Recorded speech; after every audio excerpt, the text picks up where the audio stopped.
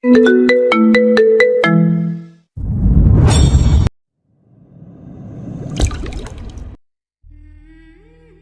প্রায় 2 মাস হয়ে গেছে। বাসর রাতের পরে আমি আমার স্বামীকে দ্বিতীয়বারের জন্য আর দেখিনি, এবং আমাদের মাঝে কোনো রকম যোগাযোগও নেই।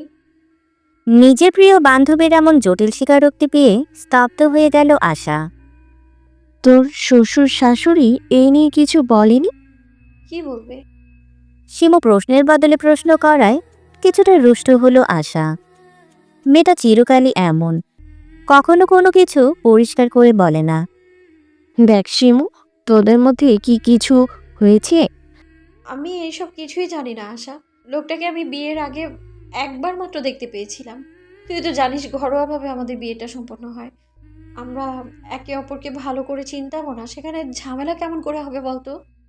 তুই আঙ্কেল আন্টিকে এই ব্যাপারে কিছু বলিসনি? না, এখনো কিছু বলিনি। বিয়ের পরে ফিরনিতে আমার স্বামী না গেলেও আমার শাশুড়ি আমায় নিয়ে যায়। শাশুড়ি বাবাকে জানায় হঠাৎ কাজ পড়ে যাওয়ায় সাফওয়ান বিদেশে গেছে, কিছুদিন সময় লাগবে আসতে তার। তুই তবু কেন তাদের সত্যিটা বলছিস না শিমু? আমাদের আর্থিক অবস্থা তোর জানা আছে আশা। এখন আমি যদি বাড়ি ফিরে যাই বাবার কষ্ট হয়ে যাবে। ওর থেকে আমি বেশ আছি, দুবেলা ভালো খাবার, পোশাক সবই তো পাচ্ছি। কার সাথে কথা বলছো বৌমা?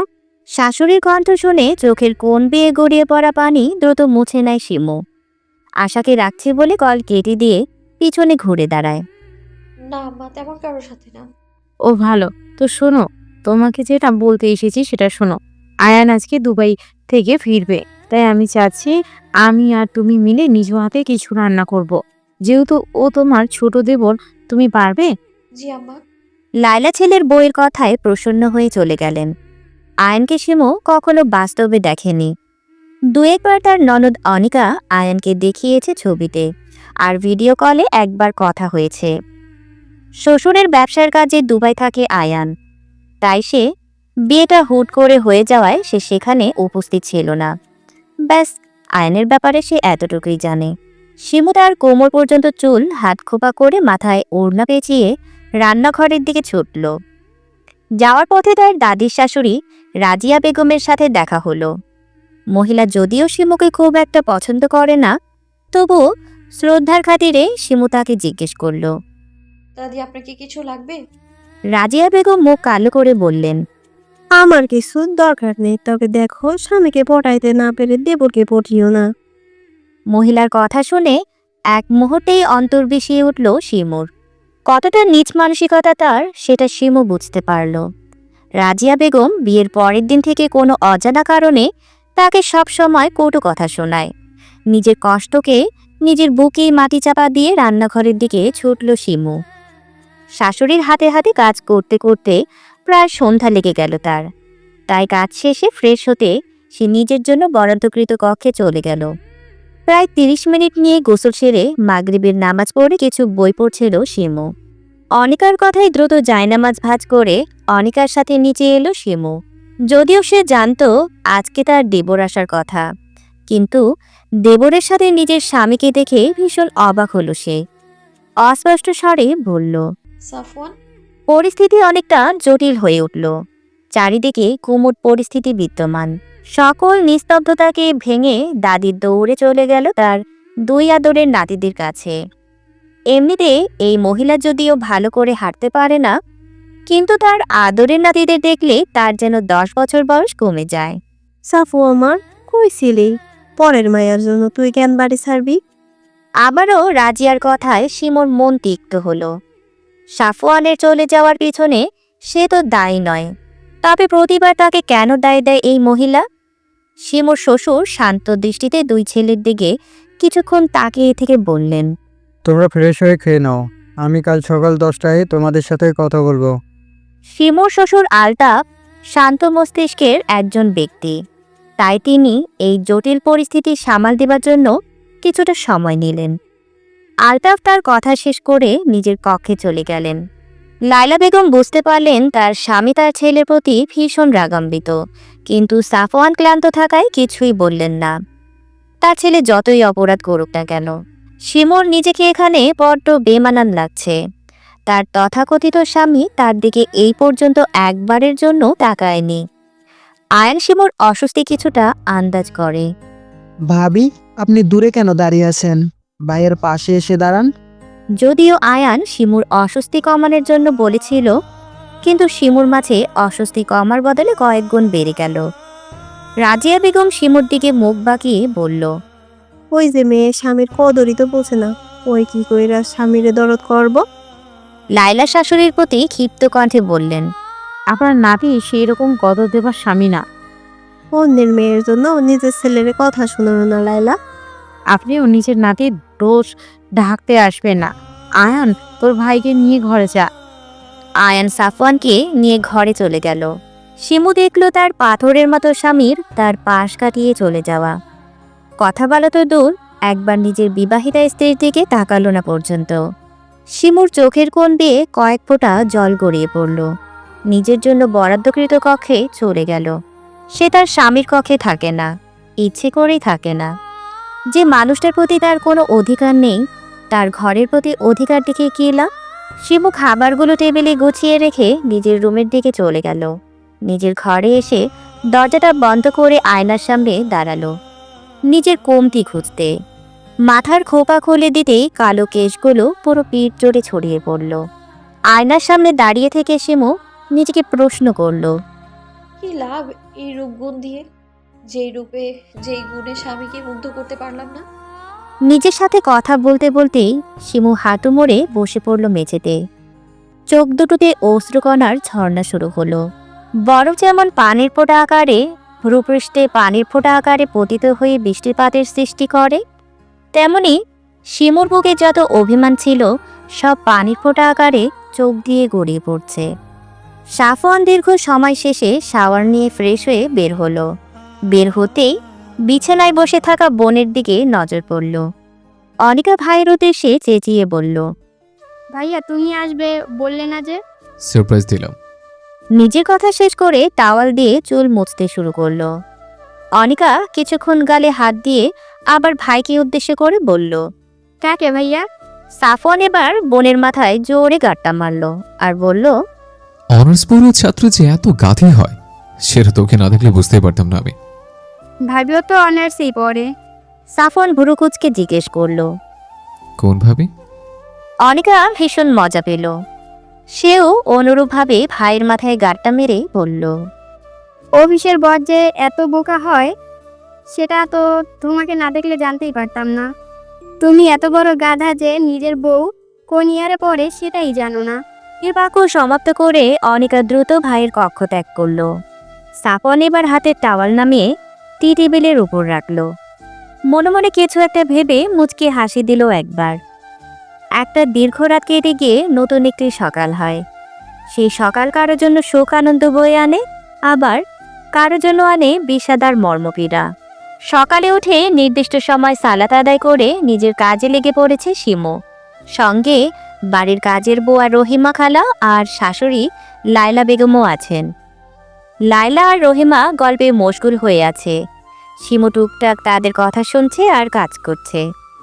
হঠাৎ অপ্রত্যাশিতভাবে রান্নাঘরে আগমন হয় রাজিয়া বেগমের। শিমু এই বাড়িতে বউ হয়ে আসার পরে রান্নাঘরে এই মহিলাকে বলতে গেলে আসতেই দেখেনি, কারণ শিমু যতটুকু জানে রাজিয়া বেগম আগুনের তাপ মোটেও সহ্য করতে পারে না, তার নাকি মাথা ব্যথা করে। শিমুর অবাক হওয়া দেখে রাজিয়া বেগম শিমুর দিকে ঘুরে মুখ বাঁকালেন। এই মেয়েটাকে তার শুরু থেকেই পছন্দ না। কত ইচ্ছে ছিল নাতির জন্য নিজের পছন্দ মতো স্মার্ট একটা মেয়েকে নাতি বউ করে আনবে, কিন্তু এই মেয়েটার উল্টো, ধার্মিক এবং সাদামাটা প্রকৃতির একটা মেয়ে। রাজিয়া বেগম শিমুকে ঠেলে সরিয়ে দেখল কি কি রান্না হচ্ছে। মোটামুটি 4-5 পদ তৈরি হয়েছে, তবুও সে প্রসন্ন হলেন না। লাইলা, আরো 2-1 পদ করতা, আমার নাতিদের কি এই কয়টা পদ দিয়ে আর খাওয়া হবে? শিমু যদিও কিছু মুখে বলতে পারল না, মনে মনে সে ভীষণ ক্ষুব্ধ হলো। মুখে বলা খুবই সহজ, কিন্তু রান্না ঠিক করা ততটাই কষ্টকর।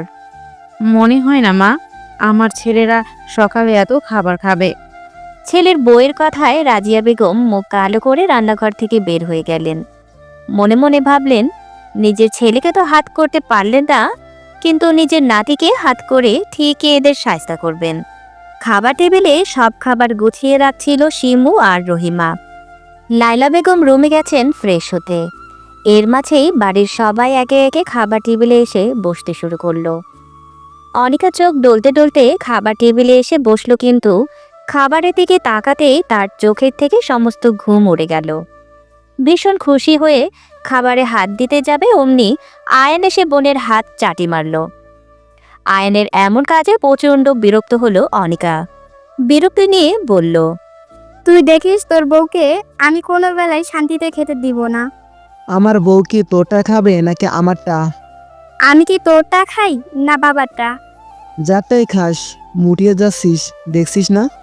আমি মুটিয়ে যাচ্ছি, এত বড় কথা বলতে পারলি তুই? এই থামবি তোরা?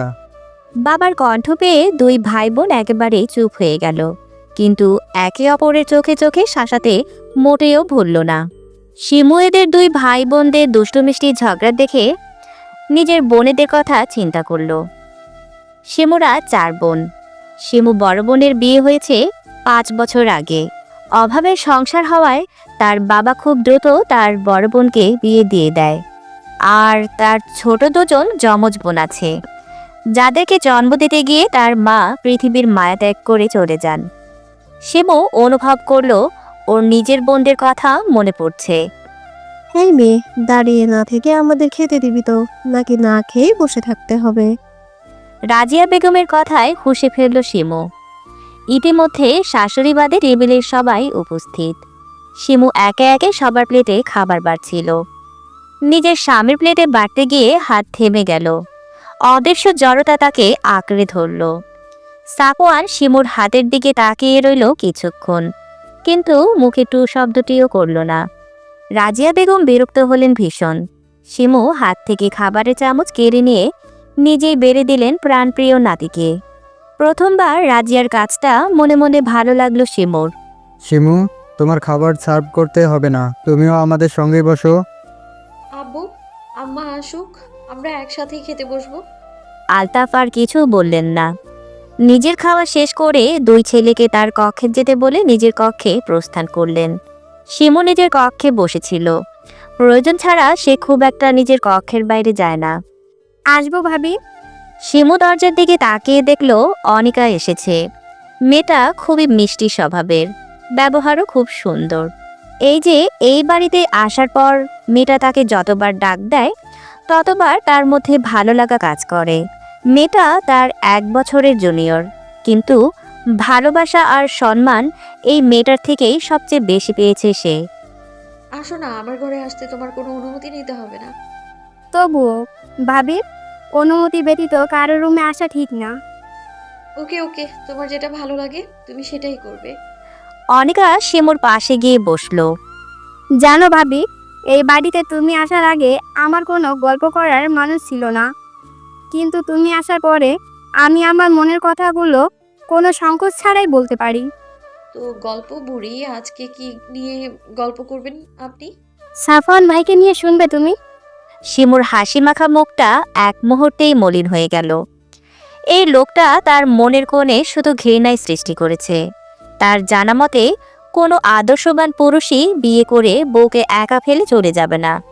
এর ফলে সেই মেয়েটাকে কতটা কষ্ট পোহাতে হয় সেটা শুধু সেই জানে। শিমুর থেকে কোনো উত্তর না পেয়ে অনিকা বুঝতে পারল সে ভুল জায়গায় ভুল কথা বলে ফেলেছে, যেটা করা তার মোটেও ঠিক হয়নি। তাই সে নিজের কথাকে অন্যদিকে ঘোরালো। সাফওয়ান ড্রয়িং রুমে সোফায় কোলের ওপর ল্যাপটপ নিয়ে বসেছিল। লাইলা নিজের ছেলের পাশে গিয়ে বসলেন। সে সাফওয়ানকে এখনো বুঝতে পারে না, চেনা ছেলেটা কেমন অচেনা হয়ে গেছে। সকালে আলতাফ নিজের ছেলেদের সাথে প্রায় 2 ঘন্টা কথা বলেছেন।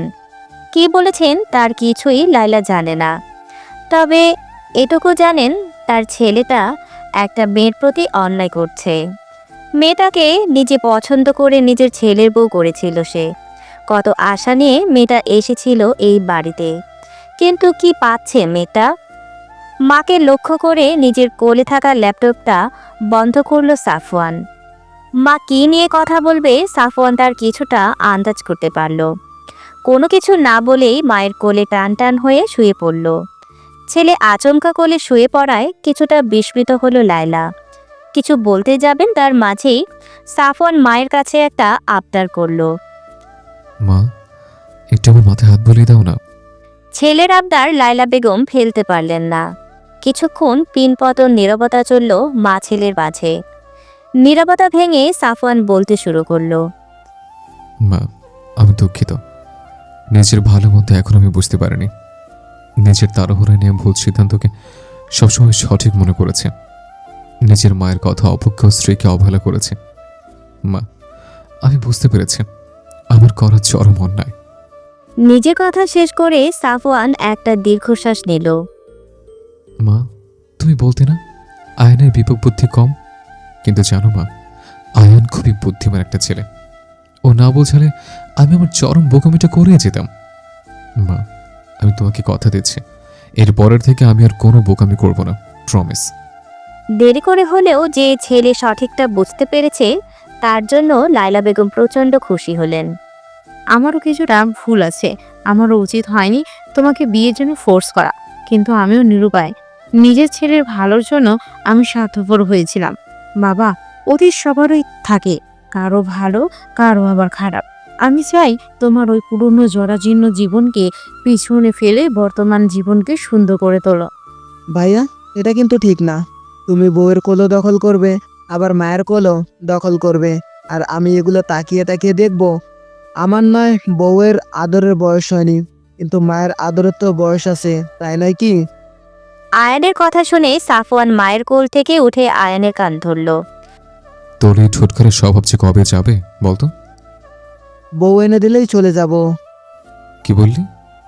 না মানে আর করব না, সরি। দুই ছেলের কাণ্ড দেখে লায়লা উচ্চ স্বরে হেসে দিলেন।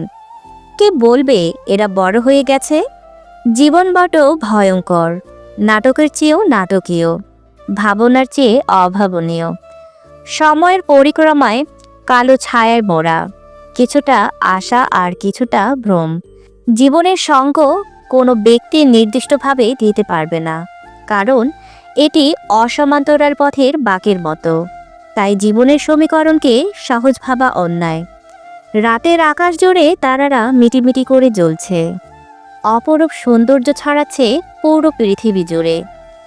ছাদে দাঁড়িয়ে থাকা এক তরুণী নিজের ছোট জীবনের জটিল সব সমীকরণ মিলাতে ব্যস্ত, কিন্তু বেলা শেষে সে হতাশ। রাতের শীতল পরিবেশ অনুভব করার জন্য সাফওয়ান আর আয়ান ছাদে এসেছিল। হঠাৎ তাদের দুজনের চোখ পড়ল সাদা ওড়না মাথায় মোড়ানো একজন নারী অবয়বের দিকে।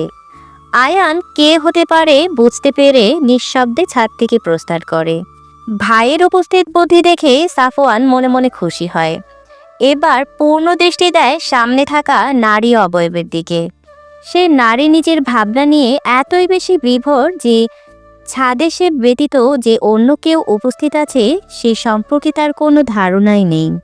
সাফওয়ান তার অর্ধাঙ্গিনীর দিকে কিছুক্ষণ তাকিয়ে রইল, অতঃপর মনের সব সংকোচ ভুলে প্রশ্ন করল। এত রাতের ছাদে একা কি করছেন? শিমু প্রথমে পুরুষালী কণ্ঠ পেয়ে কিছুটা ভরকে গেল। মাথা ঘুরিয়ে পিছনে ঘুরতেই তার নিঃশ্বাস ক্রমশ বেড়ে গেল।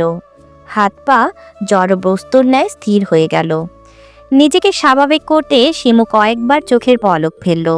কিছুটা স্বাভাবিক হতেই সাফওয়ানকে নিজের দিকে এগিয়ে আসতে দেখে শিমুর মনে হলো তার বুকের মধ্যে কে যেন ঢাকঢোল বাজাচ্ছে।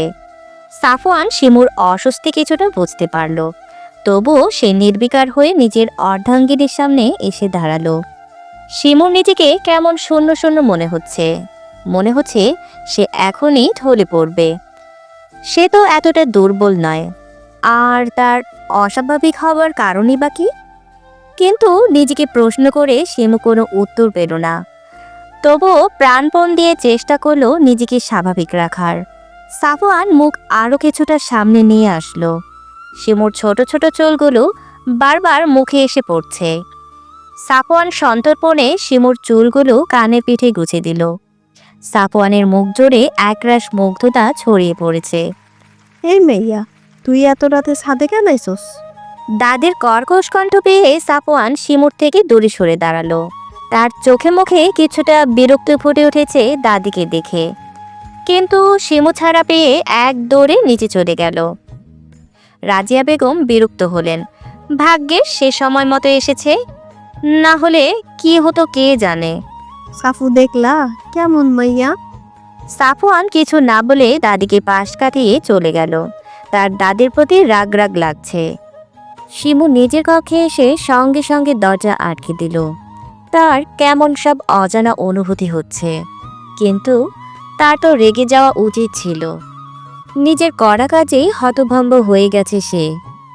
কতদিন সে চিন্তা করেছে লোকটাকে সামনে পেলে নিজের সকল কষ্ট ঝেড়ে দেবে, কতগুলো কড়া করে কথা শোনাবে। কই, সে তো পারল না। নিজের প্রতি ভীষণ রাগ লাগছে এবার শিমুর। আসবো শিমু?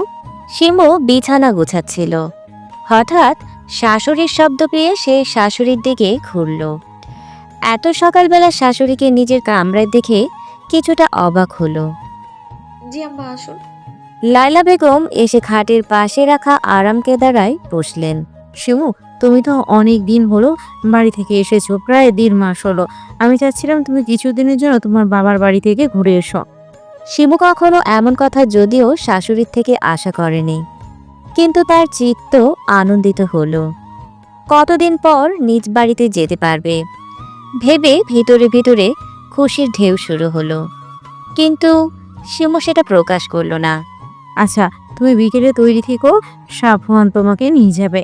সাফওয়ানের সাথে যাবে ভাবতেই শিমুর সর্বশরীর শিউরে উঠল, কিন্তু শাশুড়িকে সে কিছুই বলল না। সম্মতিসূচক অর্থে নিজের মাথা ঝাঁকালো। লায়লা বেগম নিজের কাঙ্ক্ষিত উত্তর পেয়ে খুশি হলেন। শাশুড়ি চলে যেতে শিমু নিজের সাথে হিসেব নিকেশ করতে বসল। অনেক ভেবে চিনতে পেল সাফওয়ান তো তার সাথে যাবে ঠিকই, কিন্তু সে আবার পুনরায় চলেও আসবে তাকে রেখে। কারণ এত বড়লোকের ছেলে তার মতো গরিবের বাড়িতে গিয়ে থাকতে পারবে না। শহরের সমান পিচ ঠেলা রাস্তা পেরিয়ে গাড়িটা গ্রামের মাটির রাস্তায় ধরেছে। সাফওয়ান ড্রাইভিং সিটে বসে ড্রাইভ করছে, আর শিমু গাড়ির জানালা দিয়ে গ্রামের দৃশ্য অবলোকন করছে। দুজনের মাঝে মধ্যে প্রগাঢ় নিস্তব্ধতা। মাঝে মধ্যে সাফওয়ান লুকিং গ্লাসে দু একবার পেছনে তাকাচ্ছে আর ড্রাইভিং করায় মনোযোগ দিচ্ছে, কিন্তু দুজনের কেউ নীরবতা ভেঙে কোনো কথা বলছে না। এরকম পিনপত নীরবতা আরও কিছুক্ষণ চলল। অবশেষে শিমুকে জিজ্ঞেস করল। আপনার গ্রামটা কিন্তু অনেক সুন্দর। শিমু শুধু মুখ দিয়ে হুম উচ্চারণ করল। আচ্ছা, আপনি কি কথা বলতে পারেন না? শিমু এবার সাফওয়ানের দিকে ভ্রু কুঁচকে তাকালো। সাফওয়ান মেকি হাসি দিয়ে বলল, আসলে আপনি তখন থেকে চুপচাপ বসে আছেন, তাই বললাম।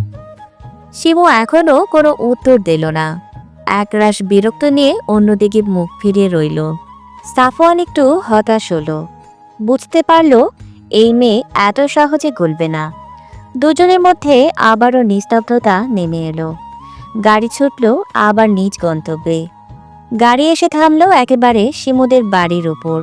গাড়ির শব্দ পেয়ে শিমুর দুই বোন ফিহা আর রিহা দৌড়ে এলো। অপ্রত্যাশিতভাবে বোনকে দেখতে পেয়ে তারা একটু অবাক হলো। পরক্ষণেই তাদের হুঁশ আসতেই জোরে চিৎকার দিল, আব্বা গো, দেখো আপা আইছে। ছোট মেয়েদের চিৎকার শুনে মজিদ বাড়ির পেছনের ক্ষেত থেকে দৌড়ে এলেন। তার শরীরে কাদামাটি দিয়ে মাখামাখি। মেয়ে ও মেয়ের জামাইকে দেখে তিনি ভীষণ খুশি হলেন। দ্রুত এগিয়ে গিয়ে মেয়ের জামাইয়ের হাত থেকে জিনিসগুলো নিজের হাতে নিলেন। ফিহা আর রিহা বোনকে গিয়ে জড়িয়ে ধরল। সাফওয়ানকে ঘরে নিয়ে কেদারা পেতে বসতে দিলেন মজিদ।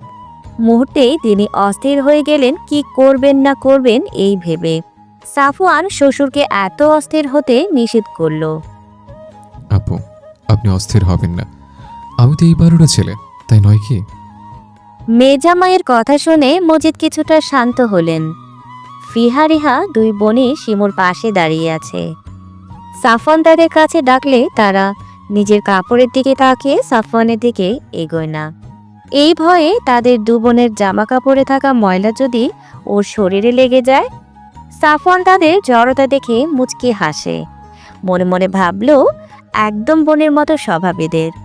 নিজেই উঠে এগিয়ে গেল তাদের দিকে, দুহাত এগিয়ে তাদের কাছে নিয়ে এসে আদর করলো। নিজের কাছ থেকে দুটো চকলেট বের করে তাদের হাতে দিল। ব্যাস, তাদের সকল ভয় শেষ। বোন জামাইয়ের ওপর খুশি হয়ে দুটি চুমু ওকে দিল তার গালে। শিমু সাফওয়ানের কাজে মুগ্ধ না হয়ে পারল না। ছেলেটাকে সে হয়তো যতটা খারাপ ভাবে, সে হয়তো ততটা খারাপ না। রাজিয়া বেগম রাগে ক্ষোভে চোখ মুখ লাল করে বসে আছেন। তিনি ভাবতেও পারছেন না তার নাতি ওই মেয়েটার সাথে ওর গ্রামের বাড়িতে আছে। দাদিকে এমন মুখ ফুলিয়ে বসে থাকতে দেখে আয়ান দাদির কাছে গিয়ে বসে। আয়ান এতটুকু বুঝতে পারছে দাদি কোনো কারণে ভীষণ রাগান্বিত। আয়ান দাদির পানের বাটা বের করে দাদিকে একটু করে পান বানিয়ে দাদির হাতে দিল আর বলল, ওহ সুন্দরী আমার, নাও পানটা খেয়ে নাও। তোর পান তুই খা, আমি খাবো না। দাদি, বুঝো না কিন্তু। দাদি আয়ানের হাত থেকে পান কেড়ে নিয়ে চিবোতে শুরু করলেন। পান খাবার স্বভাব তার ততটা নেই, কিন্তু রাগ উঠলে সে পান খায়, রাগ কমানোর জন্য। রাজিয়া বেগম মনে মনে ভাবলেন, এমন করে যদি শিমুকে দাঁতের গোড়ায় সে পিষতে পারতেন তবে তার আত্মা ঠান্ডা হতো। শিমুদের বাড়ি থেকে কিছুটা সামনে এগোলে কালীগঙ্গা নদী। নদী থেকে সূর্যাস্ত এক অপরূপ সৌন্দর্য বহন করে। সাফওয়ান মুগ্ধ দৃষ্টিতে কিছুক্ষণ সেই সূর্যাস্ত দেখল। ফিহা আর রিহা দুই বোন দুলাভাইয়ের হাত ধরে তারাও উপভোগ করছে। সাফওয়ানের মনে হলো শহর থেকে গ্রাম অনেক সুন্দর। তাদের গ্রামে আসাই হয় না বলতে গেলে। সেই ছোটবেলায় আসতো মায়ের সাথে। আজ এতদিন পরে গ্রামের সৌন্দর্য দেখতে পেরে অনেক অনেক ভালো লাগার অনুভূতি হচ্ছে তার। শিমুর চিন্তায় চিন্তায় মুখ কালো হয়ে গেছে।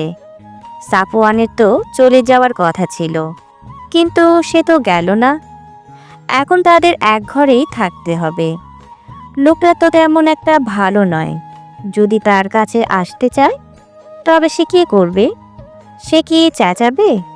না, এটা করা যাবে না। নিজের সাথে বোঝাপড়া করে কোনো উত্তর পেল না শিমু, তাই হতাশ হয়ে বসে রইল। ইতিমধ্যেই শ্বশুরের সাথে কথা শেষ করে বউয়ের ঘরে ঢুকল সাফওয়ান। ভেতরে এসে নজর পড়ল এক ভাবুক রমণীর দিকে, যে সর্বদাই নিজের ভাবনায় ডুবে থাকে। ভাগ্যিস মা তাকে এই বাড়িতে আসার বুদ্ধিটা দিল, না হলে বউয়ের এত কাছাকাছি আসা যেত না। সাফওয়ান গলা খাখারি দিল। সাফওয়ানের শব্দ পেয়ে শিমু হঠাৎভাবে দাঁড়িয়ে গেল। সাফওয়ান শিমুর কাণ্ড দেখে মুচকি মুচকি হাসছে। শিমু সেটা খেয়াল করে আরও অস্বস্তিতে পড়ে গেল। মনে মনে সিদ্ধান্ত নিল কাছে আসতে চাইলে কড়া করে কিছু কথা শুনিয়ে দিবে। আপনি কি কিছু নিয়ে চিন্তিত? শিমু সাথে সাথে কথা নাকচ করে বলল, না না, আমি চিন্তিত নই। আপনি কাছে আসতে চাইলে আমি কি আসতে দিব না নাকি? নিজের কথা শেষ করে শিমু ঠোঁটে কামড়ে ধরল। মনে মনে ভাবল, এটাকে বলে ফেলল সে। সাফওয়ানের মুখের হাসিটা আরো চওড়া করে বলল, ও, তার মানে আমি কাছে আসবো? শিমু ভীষণ অস্বস্তি নিয়ে দাঁড়িয়ে রইল। অতিরিক্ত চিন্তায় তার সব গুলিয়ে যাচ্ছে, তাই সে আর লজ্জায় কোনো কথা বলতে পারল না। চুপ করে দাঁড়িয়ে রইল। সাফওয়ান গিয়ে বিছানায় বসল। পুরো ঘরে একটা খাট, একটা পড়ার টেবিল আর একটা টিনের বাক্স ব্যতীত কিচ্ছু নেই। শিমু এখনো একইভাবে দাঁড়িয়ে আছে। আপনি কি ঘুমাবেন না, নাকি না ঘুমিয়ে রাত পার করে দেওয়ার ইচ্ছা আছে? সত্যি বলতে আমার আপনার পাশে শুতে অস্বস্তি বোধ হচ্ছে।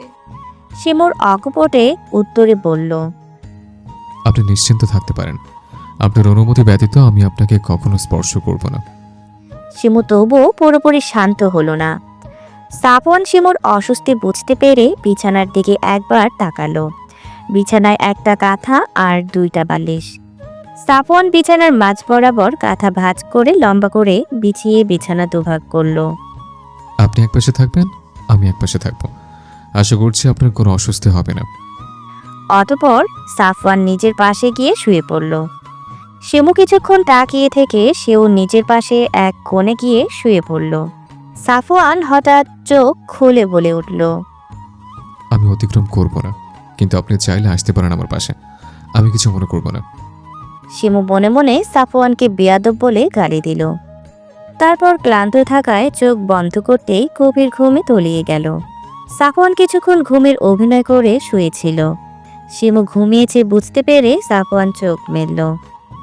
মেয়েটা তার দিক পিট করে শুয়ে আছে। সাফওয়ান আস্তে করে বিছানা ছেড়ে উঠল।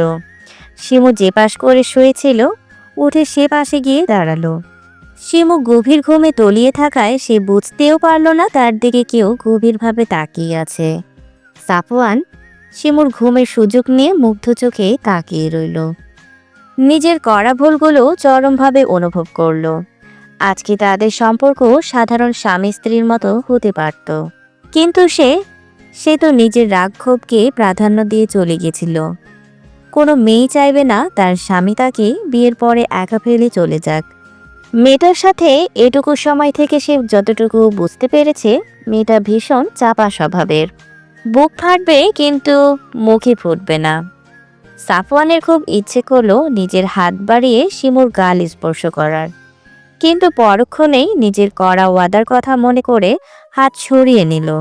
যখন সব সেই শুরু করেছে তখন সেই শিমুর ভালোবাসা জয় করে নেবে, এতে যতই তারে কাঠখড় পোড়াতে হোক না কেন তাকে। সকালে আজানের আওয়াজ পেয়ে ঘুম ছুটে গেল শিমুর। নিজের দিকে তাকাতেই অবাক হলো, তার শরীরে কাঁথা দিয়ে জড়ানো। সাফওয়ান নিজের নির্দিষ্ট জায়গায় ঘুমিয়ে আছে। নিজের স্বামীর দিকে একবার গভীর দৃষ্টিতে তাকালো শিমু। ফর্সা মুখে কালো কালো ছোট ছোট চাপদারিতে ভীষণ সুন্দর লাগছে ছেলেটাকে।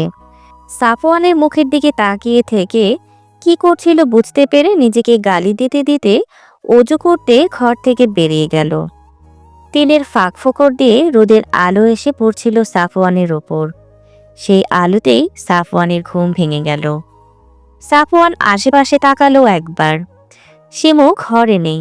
সাফওয়ান বিছানা থেকে উঠে ঘর থেকে বাহিরে বের হলো। তার ছোট দুই শালিকা হাতে বল নিয়ে দৌড়াদৌড়ি করছে। শিমু রান্না করছে।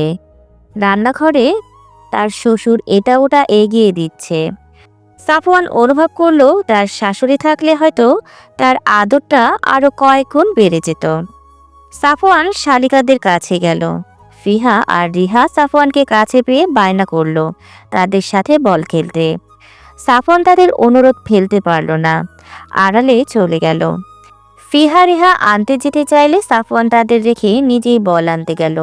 ঝোপড়ার নিচে নিচু হয়ে বল আনতে গিয়ে ভুলবশত ঝোপড়ার কাঁটা পরনের শার্ট ভেদ করে পিঠে ঢুকে গেলে ব্যথায় মুখ থেকে শব্দ বের হয়ে এলো সাফওয়ানের। তবুও কষ্ট করে বলটা উদ্ধার করে শালিকাদের হাতে ধরিয়ে দিল। রিহা রক্ত দেখে ভয় পেয়ে চিৎকার করে উঠল। দুলা ভাই, রক্ত! রিহার চিৎকার শুনে শিমু দৌড়ে এলো। দেখলো সাফওয়ানের পিঠ থেকে শার্ট ভেদ করে রক্ত বেরোচ্ছে। শিমু দ্রুত এগিয়ে গেল সাফওয়ানের দিকে। শার্টটা খুলুন। আমার তেমন ইনজুরি হয়নি তো। চুপ করুন তো, আপনি কি কোনোভাবে শার্ট খুলতে লজ্জা পাচ্ছেন নাকি? সাফওয়ান ভাবলো সে কি মেয়ে নাকি লজ্জা পাবে। সাফওয়ান একটানে শার্ট খুলে ফেলল। শিমু দেখলো এক জায়গায় কাটা ফুটে গেছে, আরেকটা জায়গায় বেশ অনেকটা আঁচড় লেগেছে। শিমু দ্রুত কাটা টান দিয়ে বের করলো। সাফওয়ান ব্যথায় চোখ মুখ কুঁচকে নিল। অতঃপর শিমু কাটা জায়গা পরিষ্কার করে মলম লাগিয়ে দিল। আপনি ঝোপঝাড়ের ভেতরে কেন গিয়েছিলেন? দেখতেই তো পাচ্ছেন ওখানে বেলের কাঁটা আর খেজুরের কাঁটা রাখা। সাফওয়ান চোখ বড় বড় করে তাকালো। বেলের কাঁটা আর খেজুর কাটার ভয়াবহতার কথা শুনেছে সে, আজকে প্রত্যক্ষদর্শীও হলো। শিমুর এবার সাফওয়ানের উন্মুক্ত বুকের দিকে নজর গেল। শার্টলেস বুকে বলতে গেলে তেমন একটা লোম নেই, বেশ আকর্ষণীয় লাগছে দেখতে। শিমু অন্যদিকে ঘুরে ঢোক গিলল, মনে মনে বলল, লোকটা কি জিম করে নাকি? সাফওয়ান শিমুর চোখ ঘুরিয়ে নেওয়া দেখে মনে মনে হাসল আর বলল, বউ যদি এত আদর করে মেডিসিন লাগিয়ে দেয় তবে একটু আধটু ব্যথাতে কিছুই হয় না। ফিহা আর রিহা অসহায়ের মতো বোন জামাইয়ের দিকে তাকিয়ে আছে। এই ভেবে তাদের কারণে তাদের দুলাভাইকে এত কষ্ট পোহাতে হচ্ছে। মানুষ সামাজিক জীব, মানুষ একাকী জীবনযাপন করতে পারে না, তার জন্যই গড়ে ওঠে পরিবার। পরিবারের মানুষগুলো একে অপরের সাথে গভীর বন্ধনে আবদ্ধ থাকে, কিন্তু সেই বাঁধন ছেদ করে মেয়েদের চলে যেতে হয়। শ্বশুর বাড়িতে এক মুহূর্তেই পর হয়ে যায় নিজের পরিবার, আর শুরু হয় অন্য পরিবারের সাথে মানিয়ে চলা। এই জটিল সময়টাতে প্রত্যেকটা মেয়ের সাথে তার স্বামীর ভালোবাসাটা থাকা প্রয়োজনীয়। গাড়িতে চুপ করে মন খারাপ করে বসে আছে শিমু। ভেবেছিল এতদিন পর বাড়িতে এসেছে, কিছুদিন থাকতে পারবে, কিন্তু আফসোস সেটা আর হলো না। সকালে আয়ান ফোন করেছিল, বলল দাদি নাকি বাথরুমে পড়ে গিয়েছে, যার ফলে পায়ে ভীষণ ব্যথা পেয়েছে। সাফওয়ানকে বারবার নাকি দেখতেও চাইছে, তাই এত তাড়াহুড়ো করে চলে আসা। শিমুর ইচ্ছে করছিল না বাবা আর ছোট দুই বোনকে ফেলে আসতে। বাবার একাকী এই বয়সে থাকাটা অনেক কষ্টের। তারপরে তার ছোট দুই বোনও মায়ের আদর থেকে বঞ্চিত। কত বলেছে বাবাকে, বাবা আরেকটা বিয়ে করো, কিন্তু বাবা মানতে নারাজ। কালকে রাতে সাফওয়ানও কথায় কথায় বলেছিল, আব্বু, আপনার একজন সঙ্গীর প্রয়োজন, ফিহা রিহার একজন মায়ের প্রয়োজন। মজিদ একগাল হাসি দিয়ে বলেছিল, বাবা, ভালোবাসার মানুষটার জায়গা তার জন্য একান্তই তোলা থাকে। তুমি যদি তাকে গভীরভাবে ভালোবাসো, তার অনুপস্থিতিতেও তোমার কখনো একা মনে হবে না। মনে হবে সে তোমার পাশে পাশে আছে। আর ফিহা রিহাদের কথা বলছো, এদের জন্য আমি মানতে পারি, কিন্তু সেই মাঝে ওদেরকে ভালোবাসবে তার কি গ্যারান্টি আছে? আর আমার কোনো সঙ্গিনীর প্রয়োজন নেই। এক জীবন যার সঙ্গে পেয়েছি তাকে ভেবে ভেবে চলে যাব আমরা। সাফওয়ান মুগ্ধ হয়ে শোনে তার শ্বশুরের কথা। ভালোবাসা যে কতটা সুন্দর, শুধুমাত্র যে ভালোবাসতে জানে সেই এর প্রকৃত অর্থ বুঝতে পারে। আর স্বামী স্ত্রীর মাঝে যে ভালোবাসা থাকে সেটা হয় পবিত্র, যার মাঝে রয়েছে অন্যরকম প্রশান্তি। শিমুর চিন্তা ভাবনার মাঝেই গাড়ি এসে থামল সাফওয়ানদের বাড়ির সামনে। সাফওয়ান নিজ স্ত্রীর দিকে একবার তাকিয়ে গাড়ি থেকে নেমে গেল। শিমুও বেরিয়ে এলো গাড়ি থেকে। দুজনে একসাথে ভেতরে আসলো। কলিং বেল চাপতেই রহিমা খালা এসে দরজা খুলে দিল। সাফওয়ান ভিতরে আসতেই দেখল দাদি সোফার উপর পা টান টান করে বসে আছে, পায়ে ব্যান্ডেজ করা। সাফওয়ান এগিয়ে গিয়ে দাদির পায়ের কাছে বসলো আর বলল, কেমন আছো এখন? দাদি কাঁদো কাঁদো হয়ে উত্তর দিল, এই তো যা দেখছিস। বাথরুমে পড়ে গেলে কি করে? কিভাবে যে পড়ে গেলাম। তাহলে তুমি রেস্ট করো, আমি এখনই ফ্রেশ আসছি। শিমু গুটিসুটি মেরে এক কোণে দাঁড়িয়েছিল। মনে মনে ভাবল মহিলাটা যতই খারাপ হোক, ব্যথা যেহেতু পেয়েছে তার একবার জিজ্ঞেস করা উচিত। শিমু কাছে গিয়ে দাদি বলে ডাক দিল একবার। রাজিয়া বেগম অন্যদিকে মুখ ঘুরিয়ে নিলেন, যেন সবকিছুর জন্য শিমু দায়ী। শিমু কিছুটা অপমান বোধ করল। আর কিছু না বলে নিজের ঘরে ফ্রেশ হতে যাবে, অমনি শাশুড়ি কোথা থেকে যেন ছুটে আসলো। শিমু, ওইদিকে কই যাচ্ছ? জি আম্মা, ফ্রেশ হতে যাচ্ছি। ওইদিকে না, তুমি সাফওয়ানের ঘরে যাও। আমি তোমার সব কিছু ওই ঘরে রেখে এসেছি।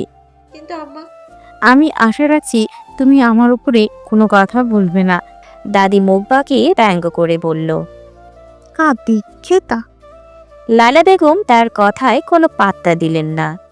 শিমু গুটি গুটি পায়ে সিঁড়ি ভেঙে সাফওয়ানের কক্ষে দরজার সামনে গেল। দরজা খোলাই আছে, তবুও শিমুর দরজায় খটখট আওয়াজ করল। সাফওয়ান ভেতর থেকে আওয়াজ দিয়ে বলল, ভেতরে আসো।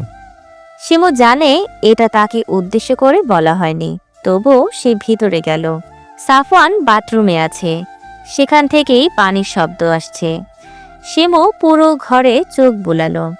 অতঃপর তার নজর পড়ল ঘরের এক কোণে রাখা লাকেজগুলোর দিকে, যেখানে লাইলা তার পোশাক জিনিসপত্র রেখে গেছে।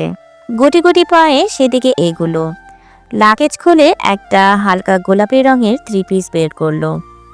এর মাঝেই দরজা খোলার শব্দ এলো। শিমু দ্রুত পিছনে ঘুরল।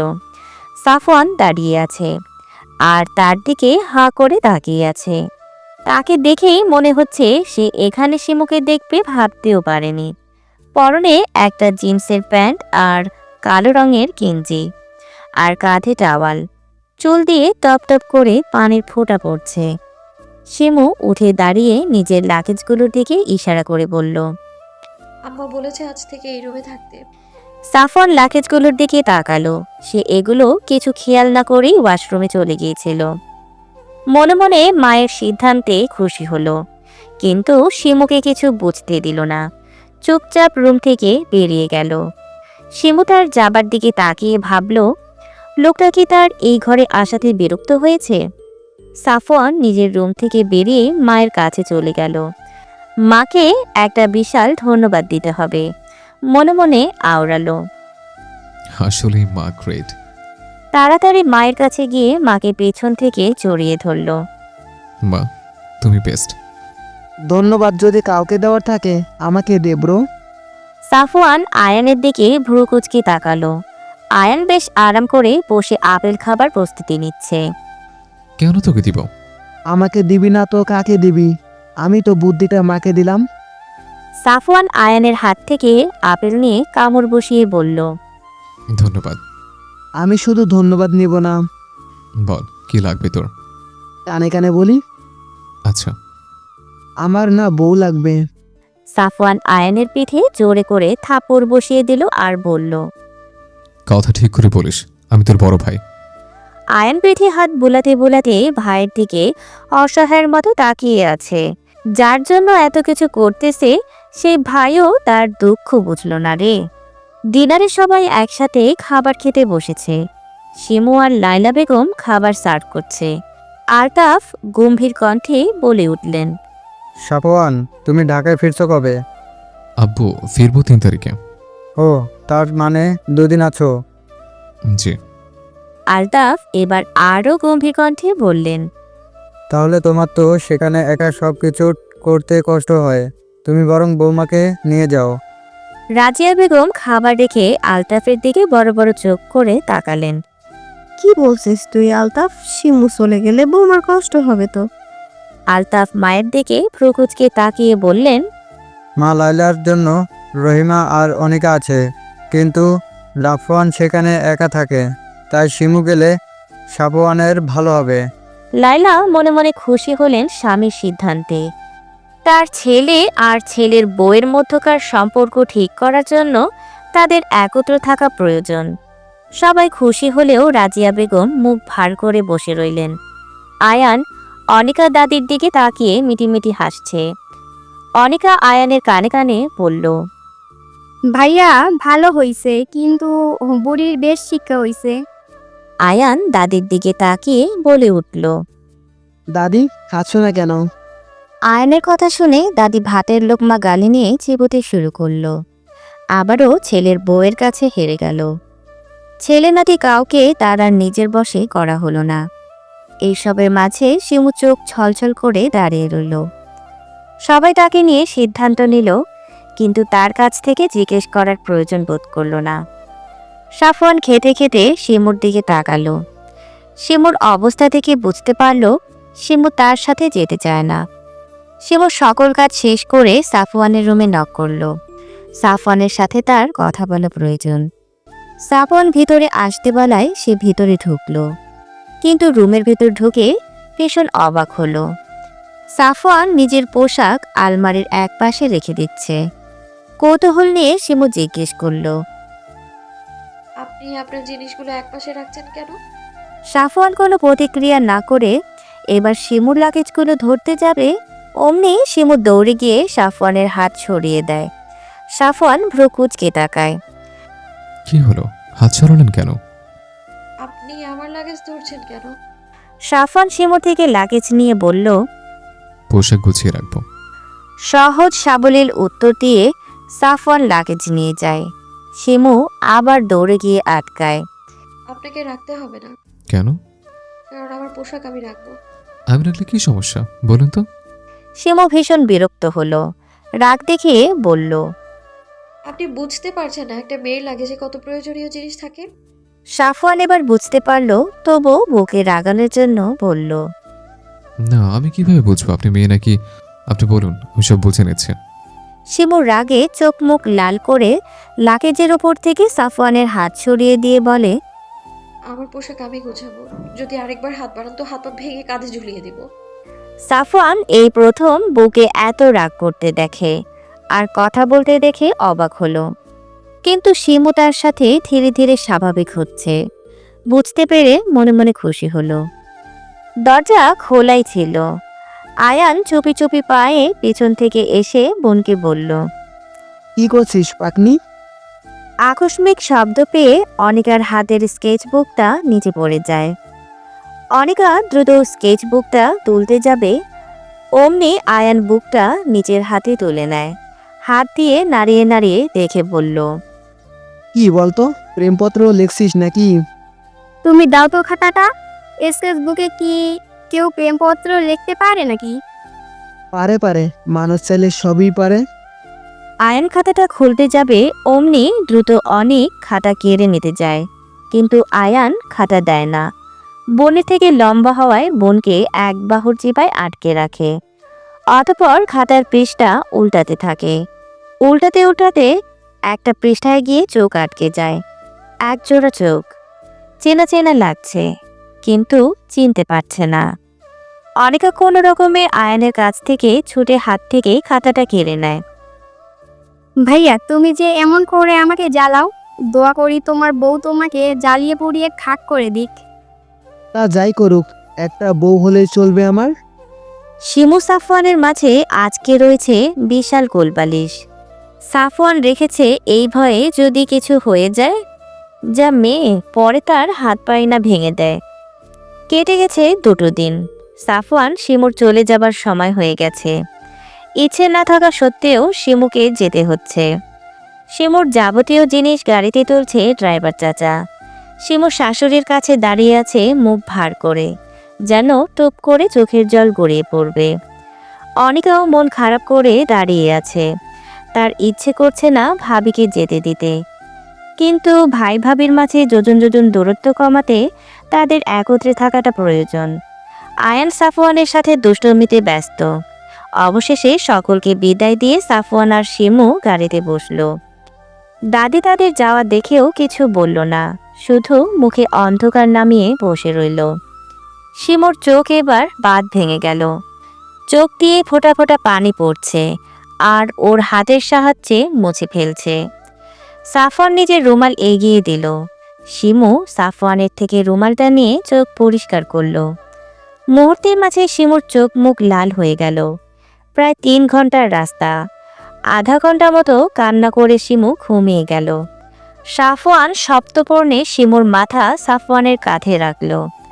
মনে মনে ভাবল, মেয়েটা কত রূপ দেখবে। সে কখনো রুদ্রাণী, কখনো কান্নাবতী, কখনো আবার শান্ত নদীর মতো গভীর। এই মেয়ের প্রেমে পড়ার মতো হাজার কারণ আছে তার কাছে, তাই সে একটা কারণও মিস করবে না। সবগুলো কারণ দেখে তার প্রেম পুকুরে হাবুডুবু খাবে। সাফওয়ানের মনে একটা ইচ্ছে বারবার উকিঝুঁকি দিচ্ছে।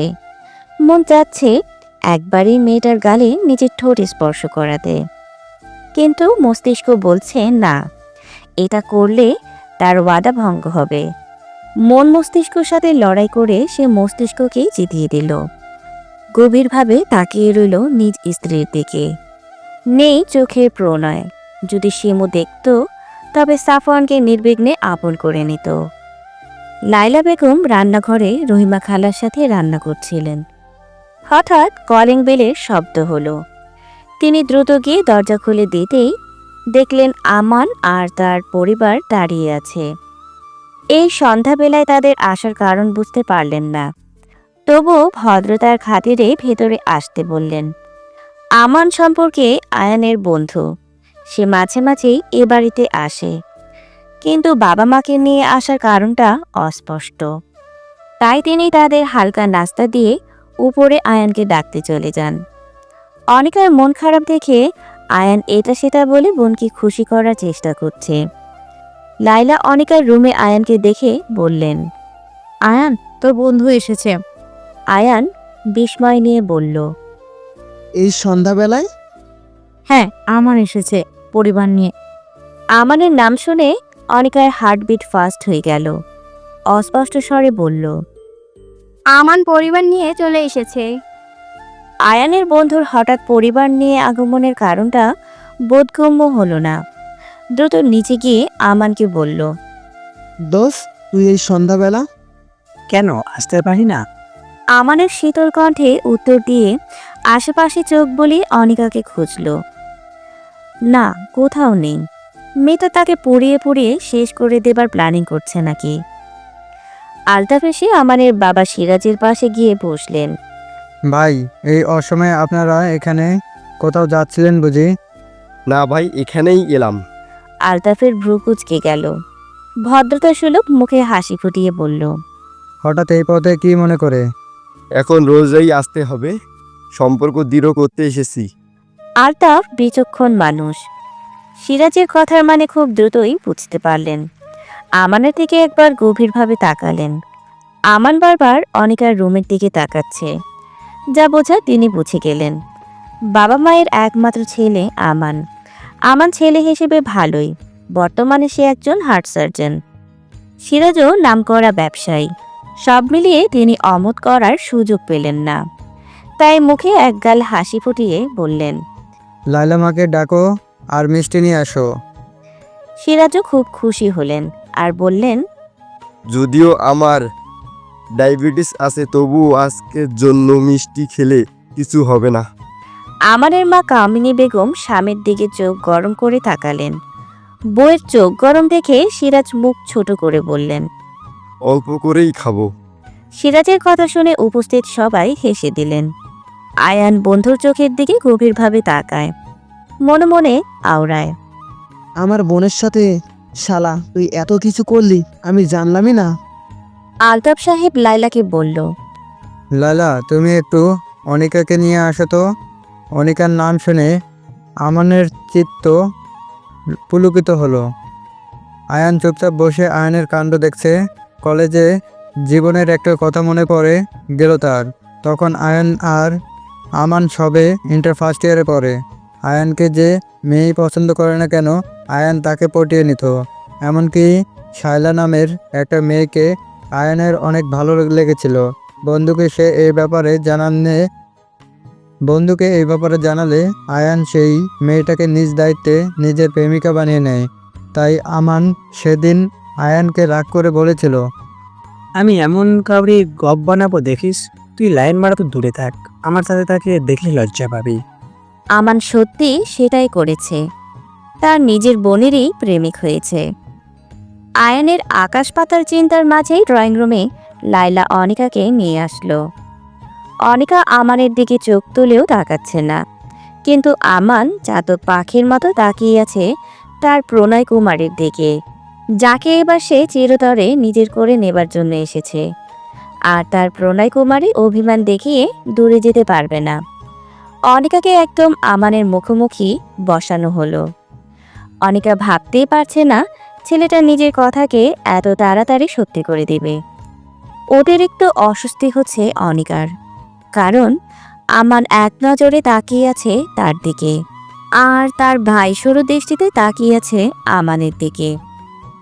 আমানের বাবা মা অনিকার সাথে কথা বলল। তাদের তেমন কিছু জানার নেই। মেয়েকে তারা আগে থেকেই চেনে। ছেলের জেদের কাছে হার মেনে এই রাত্রিবেলা তারা মেয়ে দেখতে এসেছে। রাজিয়া বেগম চা মুখে দিতে দিতে বললেন। আমার মনে হয় আমান আর আনিকাকে কিছুক্ষণ একা কথা বলতে দেওয়া প্রয়োজন। রাজিয়া বেগমের কথায় সবাই সম্মত হলেন। আমান যেন এই কথারই অপেক্ষায় ছিল। অনিকা উঠতে সেও অনিকার পেছন পেছন হাঁটা শুরু করলো। অনিকার রুমের ভেতরে আসার সাথেই আমান দরজা আটকে দিল। অনিকা যেন নিঃশ্বাস আটকে গেল এমন অবস্থা, তবু কাঁপা কাঁপা গলায় বলল, দরজা কেন আটকাচ্ছ?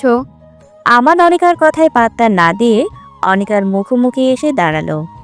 অনিকার পুরো শরীরে কাঁপুনি ধরে গেল এবার। আমান শান্ত কণ্ঠে বলল, আমার ফোন কেন ধরছিলে না? আমি বলছি না আমার দ্রুত সহ্য হয় না। অভিমান করা যাই করো, ফোন কেন বন্ধ করছো?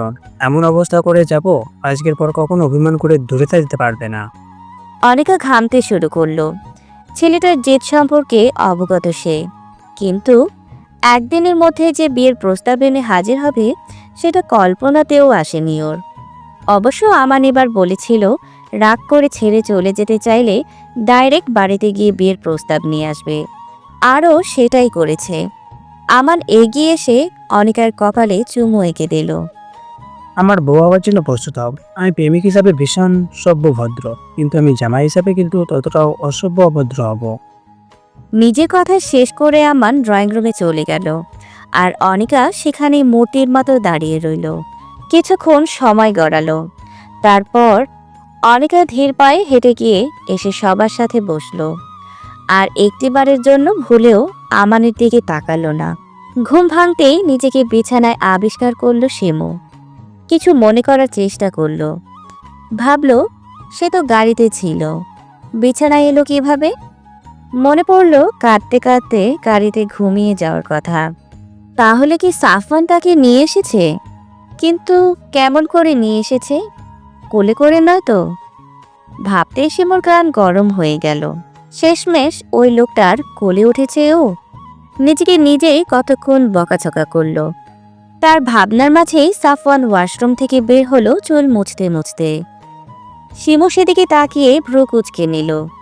মনে মনে ভাবলো এত বড় দামড়া ছেলে একটা মেয়ের সামনে কিভাবে 3/4 প্যান্ট আর সেন্টো গেঞ্জি পরে দাঁড়িয়ে থাকতে পারে? এর কি কোনো লজ্জা নেই?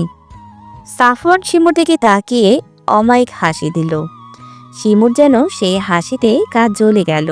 সাফওয়ান ড্রেসিং টেবিলের সামনে গিয়ে চুলে চিরুনি চালাতে চালাতে বলল, প্রায় 3 ঘন্টার রাস্তা তো ঘুমিয়ে এলেন, এখনো কি ঘুমানোর প্ল্যানিং আছে নাকি? শিমু সাফওয়ানের কথার উত্তর দেবার প্রয়োজন বোধ করল না। চুপচাপ উঠে নিজের পোশাক নিয়ে ওয়াশরুমে চলে গেল। সাফওয়ান শিমুর যাওয়ার দিকে তাকিয়ে মনে মনে বলল, ঘুম থেকে উঠেই ছাঁচ লবঙ্গ ছাঁচ দেখানো শুরু করে দিয়েছে। আমাদের পরিবার একটু আগেই চলে গেছে। অনিকা বসে বসে দাঁত কামড়াচ্ছে। আলতাফ বিয়ে সম্পর্কে তেমন কিছু জানায়নি আমানের পরিবারকে, শুধু বলেছে, দেখেন ভাই, হুট করে তো বিয়ের মত এত বড় কাজ সম্পূর্ণ করা যায় না, তার জন্য সময় প্রয়োজন, আর ছেলে মেয়েদেরও আর একটু নিজেদের জানার বোঝার প্রয়োজন। আর আমার বড় ছেলে আজকেই ঢাকা গেছে, আমি চাচ্ছিলাম আর একটু সময় নিতে। সিরাজও আলতাফের কথার উপর কোনো কথা বলেনি। তারাও কিছু সময় দিয়ে গেছেন বিয়ের সম্পূর্ণ প্রস্তুতির জন্য। আয়ান পুরো ড্রয়িং রুমে পায়চারি করছে। আনিকা ভাইয়ের অবস্থা দেখে মেঝেতে নখ ঘুরছে। আয়ান অনিকার পাশে গিয়ে বলল, তুই আমার ওই বোকা বোনটা না, যাকে আমি প্রেমের পও সে জানে না? আবার জোরে নিঃশ্বাস নিয়ে বলল, আর আমানও তো আমার ছোটকালের সেই বলদ বন্ধুটা, যে নাকি ভাজা মাছ উল্টে খেতে জানে না। নিজের কথা শেষে আয়ান আহম্মকের মতো বসে রইল। তার এতদিনের হিসেব সব উল্টো হয়ে যাচ্ছে। রাজিয়া বেগম এসে সোফার উপর বসলেন। মনে মনে তিনি একটু সাফওয়ান শিমুর প্রতি রাগান্বিত, তাই পরিবারের কারোর সাথে তিনি প্রয়োজন ব্যতীত কথা বলছেন না। লাইলা বেগম সকালের খাবার উদ্দেশ্যে ডাকলেন। অনিকা ধীর পায়ে হেঁটে গিয়ে খাবার টেবিলে বসল।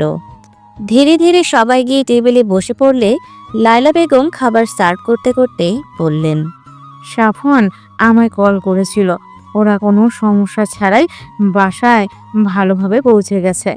সময়ের বেড়াজালে আমরা সবাই আষ্টে পৃষ্ঠে জড়িয়ে আছি। আমাদেরকে সময় ধোঁকা দিয়ে চলে যাচ্ছে প্রতিনিয়ত। যখন আমরা সেটা অনুভব করি তখন অনেকটা দেরি হয়ে যায়। তাই আমাদের উচিত যে কোনো সময়কে সঠিকভাবে কাজে লাগানো, যেন এই নিয়ে আমাদের পরে কোনো আফসোস না থাকে। শিমু সাফওয়ানের বাসায় এসেছে গোটা 7 দিন হয়ে গেল। কোনো রকম বই পড়ে টিভি দেখে সময় পার হয়ে যাচ্ছে ওর। কখনো হয়তো সে ভাবেনি তার এত বড় লোক বাড়িতে বিয়ে হবে। এই সব কিছুই ছিল তাদের কাছে ছেঁড়া কাঁথায় থেকে লক্ষ টাকার স্বপ্ন দেখার মতন। কিন্তু সৃষ্টিকর্তা যে ভাগ্যের মতো অলৌকিক একটা জিনিস রেখেছে, এই ভাগ্য যখন ফলে যায় মানুষ মিসকিন থেকে লাখপতি হয়ে যায়, আবার লাখপতি থেকে মিসকিন হয়ে যায়। সাফওয়ানের এই ফ্ল্যাটে রয়েছে 3টি কামরা, যার একটি কামরায় সে থাকছে, অন্যটিতে সাফওয়ান। আরেকটি কামরা খালি পড়ে আছে। মাঝে মধ্যে তার নিজের কাছে ভাবতেও অবাক লাগে, তারা তো স্বামী স্ত্রী, তাদের মাঝে কি এই যোজন যোজন দূরত্ব মানায়? তখনই তার ভেতরে সত্তা বলে ওঠে মানায়। নিজের আত্মসম্মান প্রতিষ্ঠিত করতে চাইলে এটা মানায়। যদি দ্রুত তুমি তাকে ক্ষমা করে দাও, তবে আবার সে ভুল একই ভুল করতে পারে। যদি সে সত্যি নিজের ভুল শুধরে নিতে চায়, তাহলে তাকে পরখ করো, যেন একই ভুল বারবার না হয়। মুমিন ব্যক্তি একবারই ধোঁকা খায়, বারবার নয়। শিমু সেই ভুল করবে না। সাফওয়ানকে পরখ করবে গভীরভাবে। এতে একটু সময় লাগলেও দোষের কিছু নেই। শিমু নিজের চিন্তাভাবনায় ইতি ঘটিয়ে রান্নাঘরে চলে গেল। সাফওয়ান বলে গেছিল আজকে ফিরতে রাত হবে, তাই সেও রান্নাঘরে দেরি করেই ঢুকেছে। উদ্দেশ্য কই মাছ টমেটো দিয়ে ভুনা করবে, আর সাথে আলু ভাজি করবে। দুজন মানুষ বেশি রান্না করলে খাবার অপচয় হতে পারে। কোমরে ওড়না গুজে রান্না করা শুরু করে দিল। প্রায় 1 ঘন্টা সময় নিয়ে রান্না শেষ করল। কিছু সালাদ আইটেম কেটে টেবিলে সবকিছু গরম গরম সাজিয়ে রাখল। ঘেমে নিয়ে একাকার অবস্থা হয়ে যাওয়ায় ফ্রেশ হতে ওয়াশরুমে চলে গেল। এরই মাঝে সাফওয়ান ডোরবেল বাজল, কিন্তু কয়েকবার বাজানোর পরও শিমু দরজা খুলল না। শিমু ফোনে কয়েকবার কলও দিল, কিন্তু শিমুর ফোন ড্রয়িং রুমে থাকায় সেটাও রিসিভ হলো না। সাফওয়ান ভীষণ চিন্তিত হলো। সাফওয়ান আরও কিছুক্ষণ দাঁড়িয়ে রইল। শিমু যতক্ষণে বের হয়েছে, ফোনের কল বাজতে বাজতে কেটে গেছে। সাফওয়ান শেষবারের মতো কলিং বেল বাজালো। শিমু দ্রুত দরজা খুলে দিল। শিমু দরজা খুলতেই তার চোখ পড়ল সাফওয়ানের বিধ্বস্ত চেহারা। সাফওয়ান তাড়াহুড়ো করে ভেতরে ঢুকে গিয়ে শিমুকে স্পর্শ করতে গিয়েও করল না। তুমি ঠিক আছো তো? এতবার কলিং বেল বাজালাম, ফোনে কল করলাম, কোনোটাই কেন ধরলে না? সাফওয়ানের অতিরিক্ত অস্থিরতার কারণে আপনির বদলে তুমি হয়ে গেছে। শিমু দুঃখিত হয়ে উত্তর দিল। সরি, আসলে রান্না শেষে আমি ঘেমে গিয়েছিলাম, তাই শাওয়ার নিতে গিয়েছিলাম একটু, মানে যার জন্য আমি শব্দ শুনতে পাইনি। ও, সাফওয়ান ছোট করে ও বলে নিজের ঘরের দিকে চলে গেল। শিমু বুঝতে পারল সাফওয়ান ভীষণ ক্লান্ত, তাই ওর সাথে তেমন কথা বলল না। শিমু এই 1 সপ্তাহে বুঝতে পেরেছে সাফওয়ান কফিতে আসক্ত, তাই সে কিচেনে চলে গেল কফি বানাতে। সাফওয়ান ফ্রেশ হয়ে বিছানায় বসেছে। দরজা খটখটানির শব্দ পেয়ে দরজার দিকে তাকালো। আসবো আসবো আসুন। আমি তো বলেছি আমার রুমে আসতে আপনি অনুমতি নেবেন না। শিমু কোনো বাকব্যক্তিতায় না জড়িয়ে সাফওয়ানের কাছে এগিয়ে গেল। হাতে রাখা কফির মগটা সাফওয়ানের দিকে এগিয়ে দিল। আপনার হয়তো এটা প্রয়োজন। সাফওয়ান শিমুর হাতের দিকে তাকালো। এই মুহূর্তে তার সত্যি 1 কাপ কফির প্রয়োজন ছিল। আজকে অফিসে এক ক্লায়েন্টের সাথে তর্কে জড়িয়ে পড়েছিল সে, যার দরুন মাথাটা ভীষণ ধরেছে। চাইলে কিন্তু আপনার জন্য 1 কাপ আনতে পারতেন। ধন্যবাদ, আমি কফি খাই না। ও সাফওয়ান কফি খেতে খেতে প্রশ্ন করল। আচ্ছা, আপনি তো আমাকে পছন্দ করেন না, তাহলে আমার কেয়ার করেন কেন? আসলে আমি মানুষটাই একটু উদার প্রকৃতির, তাই। সাফওয়ান মুচকি একটা হাসি দিয়েই বলল। কতটা উদার দেখতেই পাচ্ছে। এতদিন যাবৎ ভালোবাসার আবদার করছে, উদারতা দেখিয়ে সেটাও তো দিতে পারেন নাকি? আপনাকে দেখলে আমার অদ্ভুত অনুভূতি হয়, সেই ঘৃণা নয় যেটা আপনাকে আমার করা উচিত। সাফওয়ান মুচকি হেসে উঠে গিয়ে শিমুর কানের কাছে ফিসফিস করে বলল। যেদিন আপনি অনুভূতির স্বাদ পাবেন, সেদিন আপনি সম্পূর্ণ আমার হবেন। শিমুর একটু লজ্জা লজ্জা অনুভব হয়। কেন হয় সেটা জানে না। শিমু নিজের কক্ষের দিকে যেতে যেতে বলল। আপনার খিদে পেলে আমাকে ডেকে দিন। সাফওয়ান মনে মনে বলল।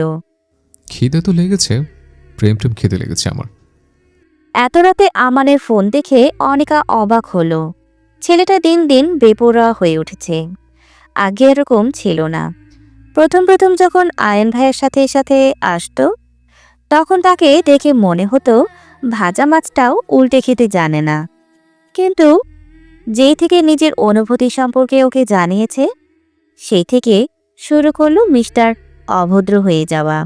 সেদিন দেখতে আসার পর থেকে ছেলেটা আরও বেপরোয়া হয়ে গেছে। হুটহাট কল দিচ্ছে, আবার দেখা করার আবদার করছে। ছেলেটা যে ভয়ঙ্কর প্রেমিক পুরুষ এটা তার জানা হয়ে গেছে। প্রেমিক পুরুষ ভালো, কিন্তু ভয়ঙ্কর প্রেমিক পুরুষ একটু বেশি ভালো হয়। এরা তাদের প্রিয়তমার জন্য সবই করতে পারে। অনিকা ভাবনার ইতি টেনে কল রিসিভ করলো। আসসালামু আলাইকুম। মেলি কণ্ঠ পেয়ে আমানের চিত্ত শান্ত হলো। যতবার এই কণ্ঠ শুনে ততবার তাকে একান্ত নিজে করে নেওয়ার ইচ্ছেটা মাথাচাড়া দিয়ে ওঠে। নিজেকে শান্ত করে নিজেই নিজেকে আশ্বাস দেয়, আর অল্প কিছুদিন, তারপর সে একান্তই তোর। যাকে হারানোর ভয় তোকে আর করে করে খাবে না। দাদি রহিমাকে দিয়ে পা টেপাচ্ছে। কালকে রাতে সে এক ভয়ঙ্কর স্বপ্ন দেখেছে। সাফওয়ান আর শিমু বাড়িতে এসেছে। এসেই পায়ের ওপর পা তোলে তাকে দিয়ে সব কাজ করাচ্ছে। নাতি ছেলের বউ তার পাশে না থাকায় শিমুকে সে কিছুই বলতে পারছে না। এই দুঃস্বপ্ন দেখার পর থেকে রাজিয়া বেগমের আত্মা শুকিয়ে আছে, শরীরও কেমন ম্যাচ ম্যাচ করছে। আয়ান দাদির ঘরের কাজ দিয়ে নিজের ঘরে যাচ্ছিল। দাদিকে এত রাতে জাগতে দেখে দাদির ঘরে প্রবেশ করলো। গিয়েও দেখলো রহিমা খালা পা টিপছে আর ঘুমে ঢলছে, কিন্তু বুড়ির চোখে ঘুম নেই। আয়ান রহিমা খালাকে চলে যেতে বলে নিজেই দাদির পা টিপে দিতে শুরু করলো।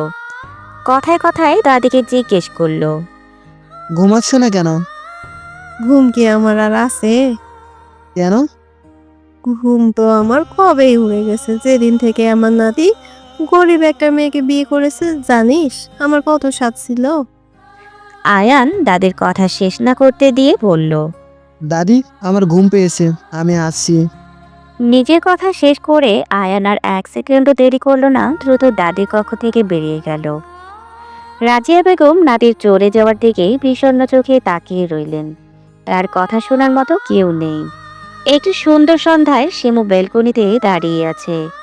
সাফওয়ান আজকে বাসায় আছে। সাফওয়ান ড্রয়িং রুমে থাকায় শিমু রুম থেকে বের হচ্ছে না।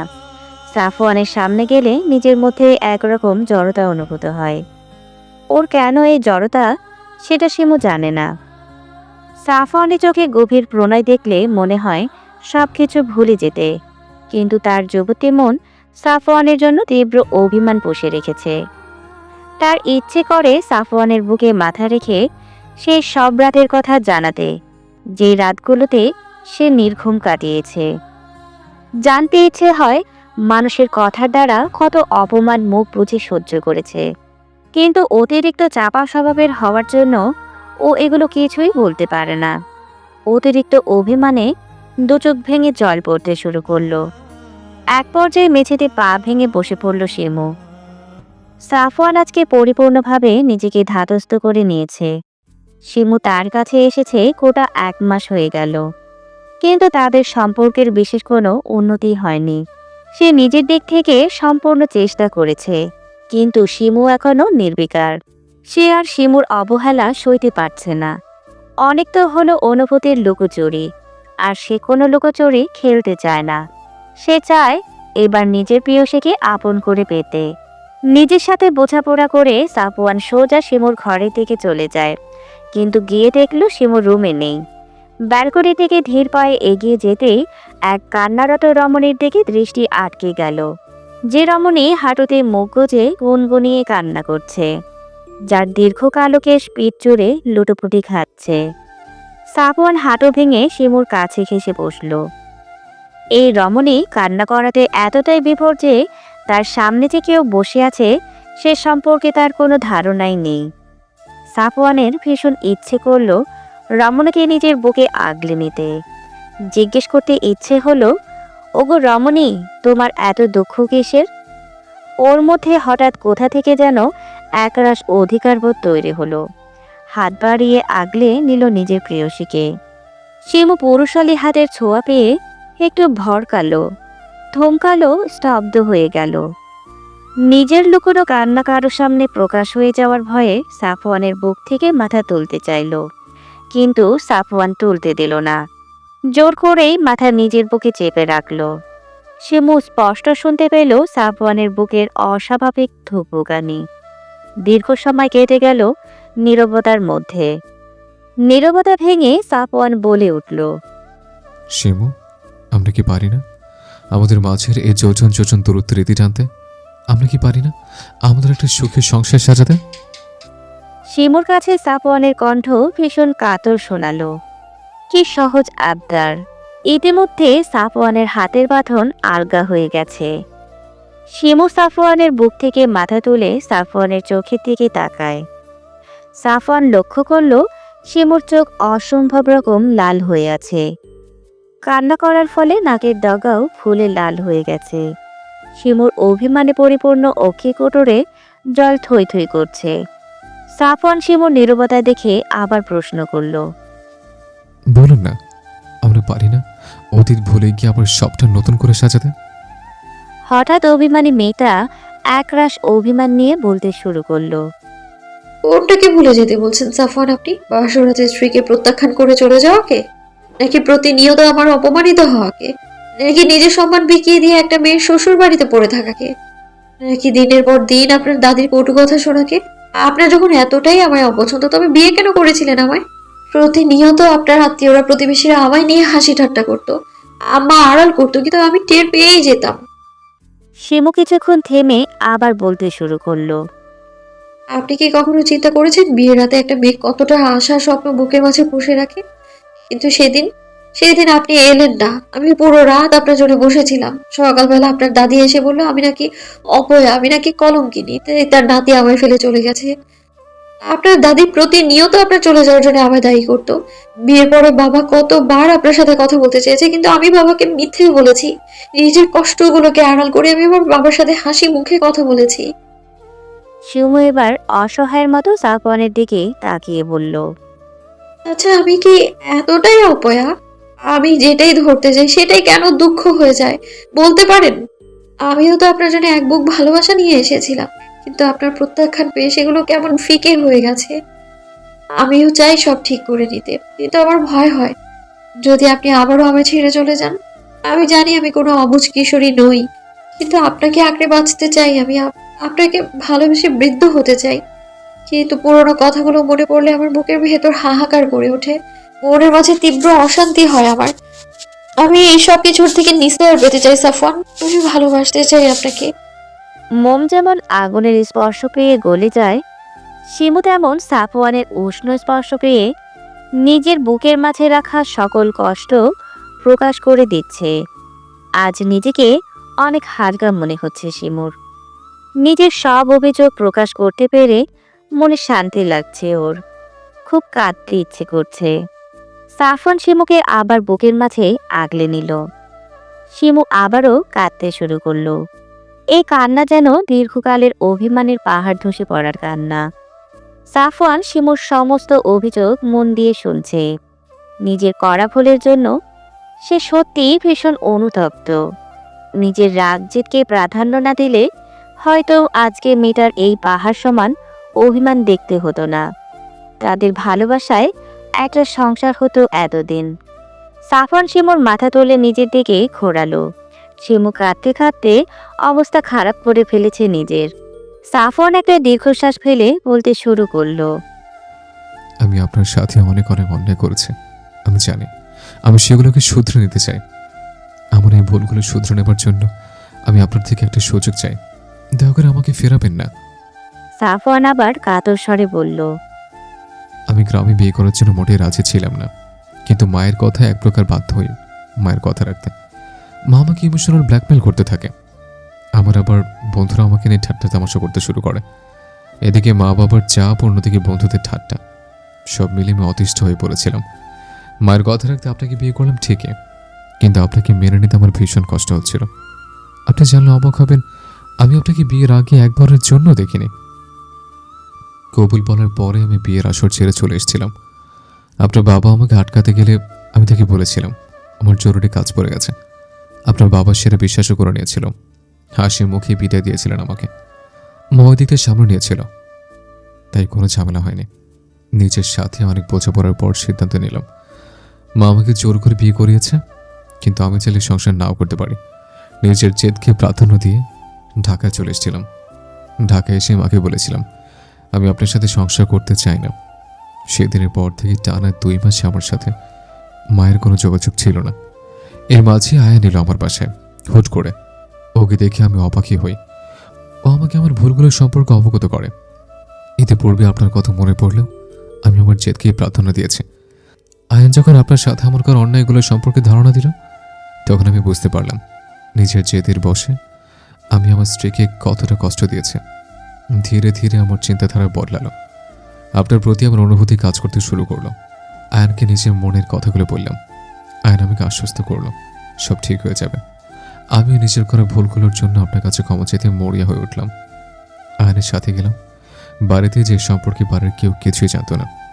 যেমন পরের দিনই বাবা আমাকে আলাদা ডেকে নিয়ে অনেক বকাঝকা করলেন। বাবাকে কোনো রকম আয়ান সামনে নিল। বাবাও শান্ত হলেন। আমি তারপর থেকে নিজের স্বপ্ন দিয়ে চেষ্টা করছি নিজের ভুল শুধরে নেবার। আপনি কি আমাকে এখনো ক্ষমা করবেন না শিমু? আমি সত্যিই চাই আপনার সাথে জীবনের শেষ মুহূর্ত পর্যন্ত কাটাতে। আমি আপনাকে ভালোবেসে ফেলেছি শিমু। সাফওয়ান এবার আরো অসহায় কণ্ঠে বলে উঠল। আমি তো ভুল করেছি, আমি জানি। সেজন্য আমি ভীষণভাবে অনুতপ্ত। আমি আর এই অপরাধ বোধ নিয়ে বাঁচতে চাই না। আপনি দয়া করে আমাকে অপরাধ বোধ থেকে মুক্তি দিন। একটি বিষাদময় রাতের শেষে একটি সুন্দর প্রভাতের আগমন, যে প্রভাত মুছে দিবে হয়তো বিষাদের ঘনঘটা। প্রভাতের সেই মিষ্টি আলো পৌঁছে যাবে সব আনাচে কানাচে, জাগাবে হয়তো কোনো এক প্রেম পুরুষের জন্য তার প্রেয়সীর হৃদয়ে প্রেম, ভেঙে যাবে হয়তো পাহাড় সমান অভিমানের বাধা। সূর্যের মিষ্টি আলো চোখে পড়তেই ঘুম ছুটে গেল সাফওয়ানের। চোখ খুলতেই নিজের বুকে প্রেয়সীকে আবিষ্কার করে। তার চিত্ত পুলকিত হল। হৃদয় জানান দিল এবার বুঝি প্রেয়সীর অভিমান ভাঙবে। এই প্রথম তারা দুজন এত কাছে। পুরো একটি রাত কাটিয়ে অভিমান বিলাস করল। মৃদু শব্দে সাফওয়ান শিমুকে ডাক দিল। উঠুন, সকাল হয়েছে। সাফওয়ানের ডাকে ঘুম ছুটে গেল শিমুর। পিট পিট করে চোখ খুলতেই সাফওয়ানের বুকে নিজেকে আবিষ্কার করল। মনে পড়ে গেল কাল রাতের কথা। সবকিছু মনে পড়তেই লজ্জায় দুগাল রাঙা হয়ে গেল। কিশোরী মেয়েদের মতো কালকে কি করেছে ভাবতেই যুবতীর মন অশান্ত হয়ে উঠল। লজ্জায় মাটির বুকে নিজেকে আড়াল করতে মন চাইল। দ্রুত সাফওয়ানের বুক থেকে মাথা সরিয়ে নিয়ে উঠে দাঁড়ালো। এভাবে সারা রাত বেকায়দায় কাটানোর জন্য শরীরে কিছুটা ব্যথা অনুভব হলো। সাফওয়ান শিমুর সামনে উঠে দাঁড়ালো। তারপর শিমুর দিকে একটু নিচু হয়ে শিমুর কপালে নিজের ওষ্ঠ স্পর্শ করালো। শিমুর সর্বশরীর কাঁপুনি দিয়ে উঠল যেন। এটা ওর কাছে প্রথমবার ছিল, যার জন্য ও একটু অপ্রস্তুত হয়ে গেল। সাফওয়ান শিমুর দিকে তাকিয়ে অমায়িক হাসি দিয়ে বলল, কান্নাকাটি করে তো অবস্থা খারাপ করে ফেলেছেন। রাতে তো আমার বা আপনার কারোটা কিছু খাওয়া হয়নি। আমি ফ্রেশ হয়ে নিচে যাচ্ছি খাবার কিনতে। আপনি সে পর্যন্ত ফ্রেশ হয়ে নিন। সাফওয়ান নিজের বাক্য শেষ করে আবার একটু হাসি দিয়ে চলে গেল নিজের কক্ষে। শিমুর মনে হলো আজ তার কাছে সাফওয়ানকে অনেক বেশি ভালো লাগছে। এই যে তার এই মিষ্টি হাসিটা যেন হৃদয়ে গিয়ে লেগেছে। নিজেকেও ভীষণ হালকা লাগছে ওর। সাফওয়ানের এই হাসিটা দেখার জন্য যুগ যুগ বাঁচতে ইচ্ছে করছে। আয়ান আর আলতা প্রাতভ্রমণ শেষে বাসায় ফিরেছে মাত্র। রাজিয়া বেগম তাদের কাছে 2 গ্লাস পানি নিয়ে এসে বসলেন। আলতাফের দিকে 1 গ্লাস পানি এগিয়ে দিতে দিতে বললেন, আমার মনে হয় বিয়ে নিয়ে এবার আমাদের পরিবারের সাথে কথা বলা দরকার। মা, ঠিক বলেছেন। এবার আমাদের এই বিষয় নিয়ে আগানো প্রয়োজন। আর সাপওয়ানকেও আমি এই ব্যাপারে আজকে জানাবো। কি বলো আয়ান? আব্বু, আপনি ভাইয়ের সাথে কথা বলুন। অনিকা আড়াল থেকে সব কথা শুনে নিজের কক্ষের দিকে দৌড়ে চলে গেল। তার ভীষণ লজ্জা লাগছে। অবশেষে তার প্রণয় কুমার তার হবে ভাবতেই সারা শরীর জুড়ে অদ্ভুত শিহরণ হচ্ছে। নিজের কক্ষে রাখা ড্রেসিং টেবিলের সামনে গিয়ে লাল ওড়না দিয়ে মুখ থেকে দেখল কেমন লাগে। বোধবেশে নিজেকে কল্পনা করতে দুগালের রক্তি মাথা ছড়িয়ে পড়ল। আচ্ছা, আমানের কেমন অনুভূতি হবে যদি সে জানতে পারে খুব শীঘ্রই তাদের বিয়ে হচ্ছে? না না, সে আর ভাবতে পারছে না। লজ্জায় আড়ষ্ট হচ্ছে বারবার। সাফওয়ান আজকে নিজের কর্মক্ষেত্র থেকে দ্রুত প্রস্থান করে শপিং মলের উদ্দেশ্যে বেরিয়ে পড়েছে। বউকে তেমন কিছুই দেওয়া হয়নি তার। পরে বউ তাকে কৃপণ বলুক সেটা সে চায় না। গাড়ি পার্কিং লটে রেখে বেরিয়ে গেল শপিং মলের দিকে, উদ্দেশ্য বউকে উপহার দেওয়ার। শপিং মল থেকে বের হতে হতেই বিকেল হয়ে গেল। মনে মনে বলল, মেয়েদের জিনিস ক্রয় করা ভীষণ কষ্টসাধ্য, এটা মেয়েরাই ভালো করতে পারে। এরপর শপিং ব্যাগগুলো গাড়িতে রেখে বাসার উদ্দেশ্যে রওনা হলো। বাসায় পৌঁছে দুবার কলিং বেল চাপতেই শিমু দরজা খুলে দিল। শিমু সাফওয়ানের হাতের দিকে তাকাতেই অবাক হলো। প্রায় 10-12টার মতো শপিং ব্যাগ। সাফওয়ান শিমুর থেকে ব্যাগগুলো এগিয়ে দিয়ে বলল, এগুলো তোমার জন্য। শিমু সাফওয়ানের হাত থেকে ব্যাগগুলো নিতেই সাফওয়ান গিয়ে ড্রয়িং রুমে রাখা সোফার উপর বসে পড়ল। শিমুকে উদ্দেশ্য করে বলল, আজকে রাতে আমরা ঘুরতে বের হব, আপনি এখান থেকে আপনার পছন্দ মতো একটি শাড়ি পরে তৈরি হয়ে নেবেন। প্রতিটা মেয়ে তার প্রিয় মানুষের দেওয়া ছোট ছোট উপহারগুলোতে পাহাড় সমান আনন্দ খুঁজে পায়। শিমুও তার ব্যতিক্রম নয়। সেও তার স্বামীর দেওয়া উপহারগুলো পেয়ে ভীষণ খুশি হয়েছে, কিন্তু সেটা প্রকাশ করল না। নিজের পছন্দ মতো একটি কালো রঙের শাড়ি বেছে নিল শিমু। আয়নার সামনে গিয়ে গায়ে জড়াতেই নিজেকে দেখে নিজেই মুগ্ধ হলো। অনেকদিন পরে যেন নিজের মাঝে নিজেকে খুঁজে পেল ও। মাথায় ম্যাচিং করে কালো রঙের একটা হিজাব পরে নিল। হাত ভরে চুড়ি পরে হাত নাড়াচাড়া করল। চুড়িতে ঝনঝন করে আওয়াজ হতে ঠোঁটের কোণে এক চিলতে হাসি ফুটে উঠল। ইচ্ছে করলো ঠোঁটে আজ লাল টকটকে লিপস্টিক দিতে। নিজের ইচ্ছেকে প্রাধান্য দিয়ে ঠোঁটে রক্তরাঙা লিপস্টিক নিল। চোখে কালো কাজল নিতে ভুলল না। নিজের স্বাদ সম্পন্ন হতেই আয়নায় নিজেকে ঘুরিয়ে ঘুরিয়ে দেখে নিল কয়েকবার। মনে মনে বলে উঠল, সবকিছু একদম পারফেক্ট। সাফওয়ান অনেকক্ষণ যাবৎ শিমুর জন্য অপেক্ষা করছে, কিন্তু এখন পর্যন্ত রুম থেকে বেরোনোর নামগন্ধ নেই। সে শুনেছিল মেয়েদের ড্রেস আপে একটু সময় লাগে, কিন্তু এতটা সময় লাগবে সে ভাবতেও পারেনি। অধৈর্য হয়ে শিমুকে ডাকতে যাবে তার পূর্বে শিমু শাড়ির কুচি ঠিক করতে করতে রুম থেকে বেরিয়ে এলো। নিজের প্রিয়তমাকে শাড়িতে দেখে হৃদগতি কিছুটা অস্বাভাবিক হলো সাফওয়ানের। বুকের মধ্যে যেন কেউ হাতুড়ি পেটাচ্ছে ওর। দু একবার চোখ এদিক ওদিক ঘুরিয়ে নিজেকে স্বাভাবিক করে নিল। শিমু সাফওয়ানকে উদ্দেশ্য করে বলল, আমি প্রস্তুত। সাফওয়ান মনে মনে বলল। আমাকে অপ্রস্তুত করে দিয়ে নিজে তো প্রস্তুত হবে না। শিমু বলল, চলুন যাওয়া যাক। আজকে সাফওয়ান নিজের প্রিয় গাড়িটাকে নিয়ে বের হয়নি। এর পিছনে অবশ্য একটা কারণ আছে। বাসার নিচে নামতে রিকশা পেয়ে গেল ওরা। সাফওয়ান আগে শিমুকে উঠতে বলল। শিমু রিকশায় কিছুটা সংকোচ নিয়ে বসে পড়ল। তারপর সাফওয়ান উঠে বসে পড়ল। শিমু সরে বসতে চাইলে সাফওয়ান শিমুর কোমর আঁকড়ে ধরল। কানে কানে ফিসফিস করে বলল, দূরে যেন সরে বসতে না পারেন, তার জন্য এত আয়োজন। শিমু সাফওয়ানের দিকে চোখ বড় বড় করে তাকালো। তবে কি এই জন্যই নিজের গাড়িটা নিয়ে বের হয়নি সাফওয়ান? সাফওয়ান ঠোঁটের কোণে বাঁকা হাসি ফুটিয়ে বলল, আপনার ঠোঁটে লাল লিপস্টিক কিন্তু মারাত্মক লাগছে, পুরো রেড ওয়াইনের মতো, দেখলেই নেশা ধরে যাচ্ছে। শিমু অপ্রস্তুত হয়ে অন্যদিকে মুখ ঘোরালো। তার কান গরম হয়ে গেছে লজ্জায়, সর্বাঙ্গ শরীর শিরশির করছে।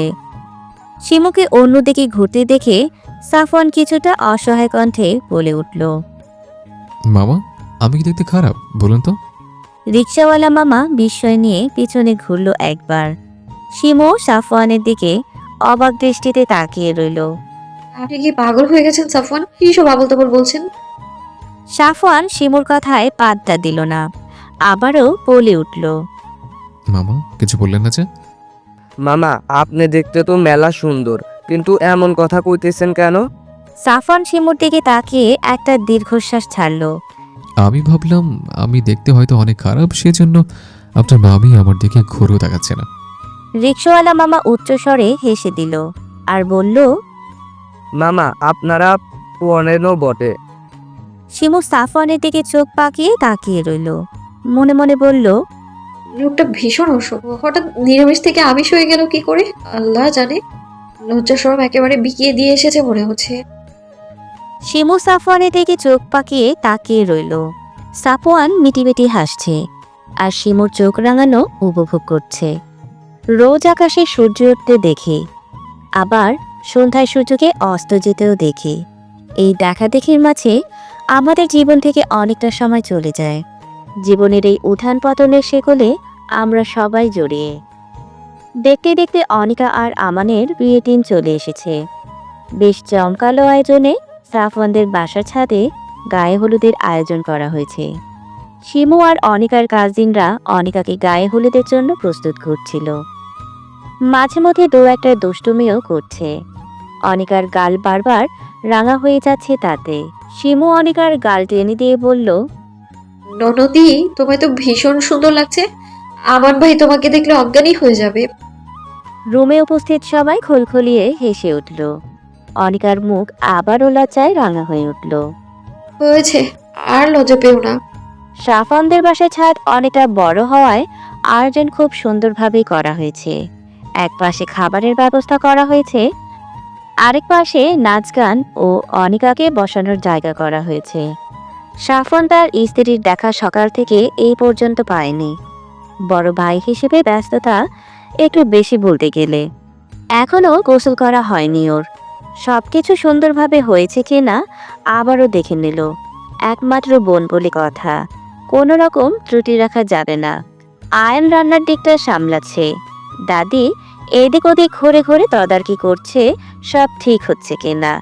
লাইলা বেগম রান্নার কাজকর্ম, অতিথি আপ্যায়ন সব মিলিয়ে সেও ভীষণ ব্যস্ত। দুপুরের দিকে অনিকাকে সম্পূর্ণ প্রস্তুত করে শিমু নিজে তৈরি হতে চলে যায়। মোটামুটি ননদের বিয়ে উপলক্ষে সে এসেছে 7 দিন আগে ঢাকা থেকে, আর সাফওয়ান এসেছে বিয়ের 3 দিন আগে। আসার পর থেকে সাফওয়ানও ভীষণ ব্যস্ত হয়ে পড়েছে। একমাত্র বোন বলে কথা, 2 ভাইয়ের নয়নের মণি। শিমু নিজেদের রুমে এসেছে ফ্রেশ হতে। বিছানার উপর একটি শপিং ব্যাগ দেখে অবাক হলো। সেটা খুলবে কি খুলবে না সেটা ভাবতে ভাবতেই সাফওয়ান রুমে এসে পড়ল শার্টের হাত ফোল্ড করতে করতে। ঘরমাক্ত শরীর, শার্টের উপরের দুটো বোতাম খোলা। সাফওয়ান এসে ক্লান্ত ভঙ্গিতে বিছানায় বসে পড়ল। শিমুকে ইশারা করলো এসির পাওয়ার বাড়িয়ে দিতে। শিমু তাই করল। তবুও সাফওয়ানের গরম না কমায় এক টানে শার্ট খুলে ফেলল। শিমু তা দেখে দ্রুত কাবার্ডের কাছে গেল পোশাক নিয়ে ওয়াশরুমে যাবার জন্য। তা দেখে সাফওয়ান বলল, ওদিকে কি করছো তুমি? শাড়ি নিচ্ছি, এখন ফ্রেশ হওয়া প্রয়োজন। অনিকাকে মেহেদি দেওয়া হচ্ছে, মেহেদি শুকালে ওকে গোসলে নিয়ে যেতে হবে। সেই পর্যন্ত ভাবছি আমি ফ্রেশ হইনি। সাফওয়ান এগিয়ে গিয়ে শিমুর পিছনে দাঁড়ালো। শিমু কাবার্ড আটকিয়ে পেছনে ঘুরতে সাফওয়ানের প্রশস্ত বুকে ধাক্কা খেল। শিমু চলে যেতে চাইলে সাফওয়ান 2 হাত দিয়ে কোমর আঁকড়ে ধরল। সাফওয়ান শিমুর থুতনিটা একটু উঁচু করে ধরল আর বলল, আমার থেকে তো পালাই পালাই করো কেন? শিমুর ভ্রুজোড়া কুঁচকে নিল। সাফওয়ান শিমুর কুঁচকে যাওয়া ভ্রুদয়ের মাঝখানে নিজের ওষ্ঠ স্পর্শ করালো। শিমুর মনে জেগে ওঠা প্রশ্ন সাফওয়ান আর করতে দিল না। সাফওয়ান শিমুর কপালের দিকে আরেকবার এগুতে গেলেই শিমু সাফওয়ানকে ছাড়িয়ে দিয়ে বলে উঠল, এইসব আপনিতে আপনিতে আমার রোমান্টিক ফিল আসে না। পরের বউ মনে হয়। নিজের বউকে তুমি বলতে ভীষণ শান্তি, বুঝলা? সাফওয়ান শিমুর কপালের দিকে আরেকবার এগুতে গেলেই শিমু সাফওয়ানকে ছাড়িয়ে দিয়ে বলে উঠল, দূরে থাকুন। বউয়ের থেকে আমি আর দূরে থাকতে পারছি না। সাফওয়ানের অকপটে উত্তরে শিমু স্তব্ধ। এই লোকটা এত নির্লজ্জ কেমন করে হলো? সাফওয়ান বিছানার ওপর থেকে ব্যাগটা এনে শিমুর হাতে ধরিয়ে দিল। শিমু সাফওয়ানের সাথে আর ভালো মন্দ কথা বলল না, এই ভয়ে লোকটা যদি আবার ঠোঁট কাটা কথা বলে ফেলে। অতি দ্রুত শপিং ব্যাগটা নিয়ে ওয়াশরুমে চলে গেল। সাফওয়ান সেদিকে তাকিয়ে অসহায় কণ্ঠে বলে উঠল, এটা পরে নাও, অনেক খোঁজাখুঁজির পর এটা পছন্দ হয়েছে আমার। বউকে পটানো থেকে মশারি টানানো সহজ। সাফওয়ানের নিজেরও ফ্রেশ হওয়া প্রয়োজন, তাই সে আয়ানের রুমের দিকে ফ্রেশ হতে চলে গেল। আয়ান একগাদা পাঞ্জাবি বিছানার উপর ছড়িয়ে ছিটিয়ে বসে আছে। কোনটা পরবে সেই নিয়ে সে ভীষণ কনফিউজড। সাফওয়ান আয়ানের কর্মকাণ্ড দেখে বিরক্ত হয়ে ওর দিকে এগিয়ে গেল, গিয়ে বলল, এগুলো কি করছিস তুই? আয়ান হতাশ হয়ে উত্তর দিল, ভাইয়া, আমি একটাও সিলেক্ট করতে পারছি না। সাফওয়ান আয়ানের পিঠে চাপড় দিল জোরে করে। আয়ান ব্যথায় আহ শব্দ করে উঠল। তুই দিন দিন মেয়েদের স্বভাবের হয়ে যাচ্ছিস। এত রিস্ক একসাথে নামায় ইডিয়েট। ভাইয়া কি করি বল, মেয়েদের ইমপ্রেস করতে হবে, না হলে আমার আর বিয়েই হবে না। তুই কি বড় হবি না? আমি তো ছোট হয়েই রইলাম, কয়েকদিন পর ছোট বোনের বাচ্চা মামা বলে ডাকবে। হয়েছে, আর আফসোস করিস না। আমি অফ হোয়াইটের রঙের পাঞ্জাবি পরি, আর তুই গাঢ় খয়েরি রঙের পাঞ্জাবিটা পরবি, ওকে? এবার ঠিক আছে, তাহলে তুমি দাঁড়াও, আমি ফ্রেশ হয়ে আসি। দ্রুত বের হবে কিন্তু। শিমু বাথরুম থেকে বের হয়ে এসে বিছানায় শাড়িটা মেলে ধরল। অফ হোয়াইট রঙের একটি শাড়ি, আর মাঝে সুতোর কাজের হলুদ টকটকে ফুল, আর ব্লাউজটা শাড়ির সাথে ম্যাচিং করে ফুল হাতা দিয়ে বানানো হয়েছে। শিমু সাফওয়ানের রুচির প্রশংসা না করে পারল না। ভীষণ সুন্দর একটা শাড়ি এটা।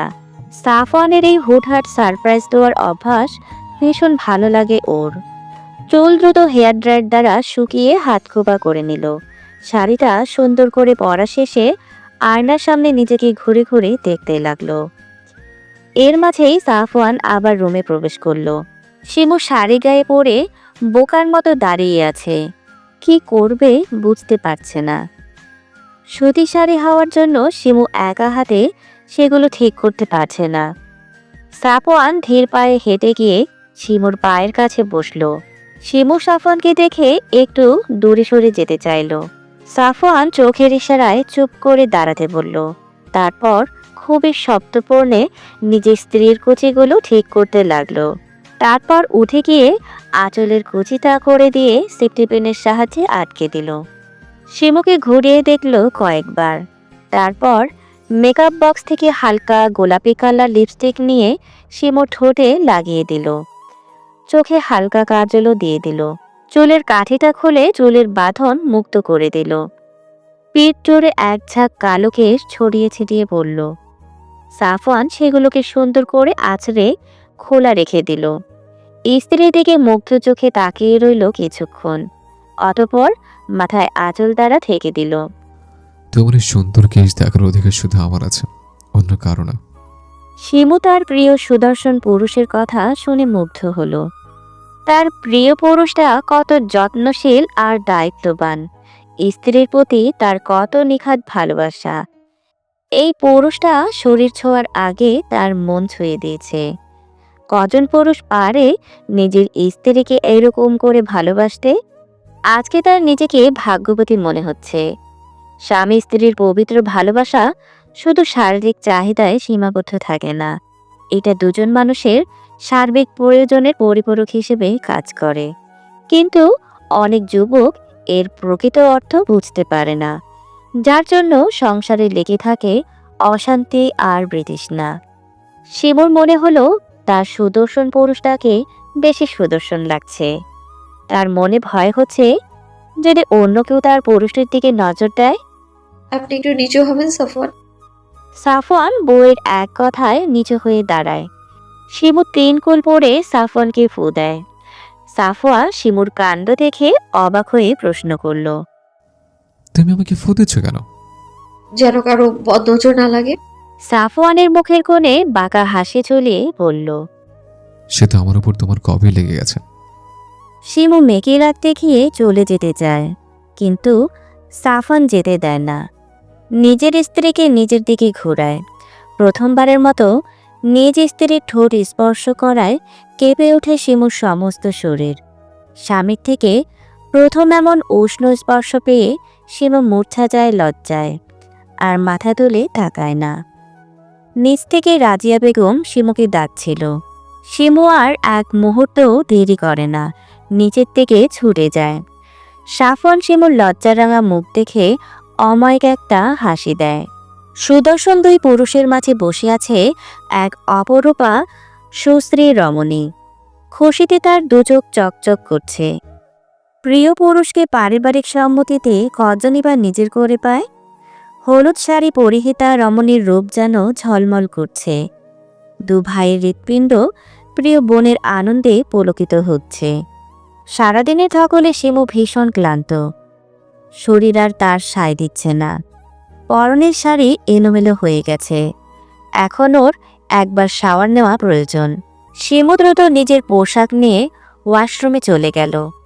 সাফওয়ানও ক্লান্ত হয়ে নিজের কক্ষে প্রবেশ করল, কিন্তু ঘরে নিজের স্ত্রীকে না দেখতে পেয়ে হতাশ হলো। প্রায় 30 মিনিট পর শাওয়ার শেষে শিমু বের হলো, পরনে ঢিলেঢালা সাদা রঙের কামিজ। সাফওয়ান শিমুকে দেখে মুখে একটু গুমরা করে বলল। আমরা চাইলে কিন্তু একসাথে শাওয়ার নিতে পারতাম। মুহূর্তে শিমুর লজ্জায় কান গরম হয়ে গেল। কাছে এসে সাফওয়ানের সামনে কোমরে হাত রেখে দাঁড়ালো। আপনি কিন্তু দিন দিন দুষ্টু হয়ে যাচ্ছেন। সাফওয়ান শিমুর কোমরে রাখা হাত টেনে নিজের কোলে বসিয়ে নিল। দুহাত গলিয়ে কোমরে হাত রাখল, ঘাড়ে নাক ঘষতে লাগলো।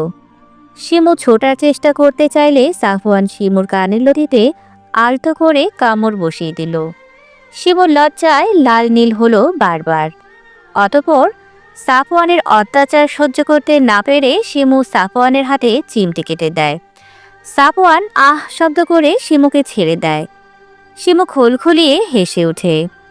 সাফওয়ান শিমুর হাতের দিকে লক্ষ্য করে দেখে শিমুর হাতে মেহেদি লাগিয়েছে।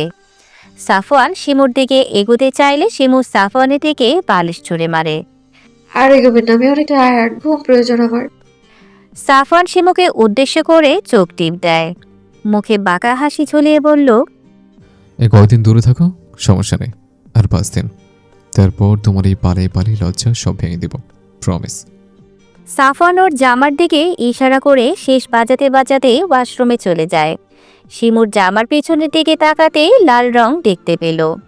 দ্রুত ক্যালেন্ডারে তারিখ লক্ষ্য করে ওর আর বুঝতে বাকি রইল না সাফওয়ান ওকে কি ইশারা করেছে।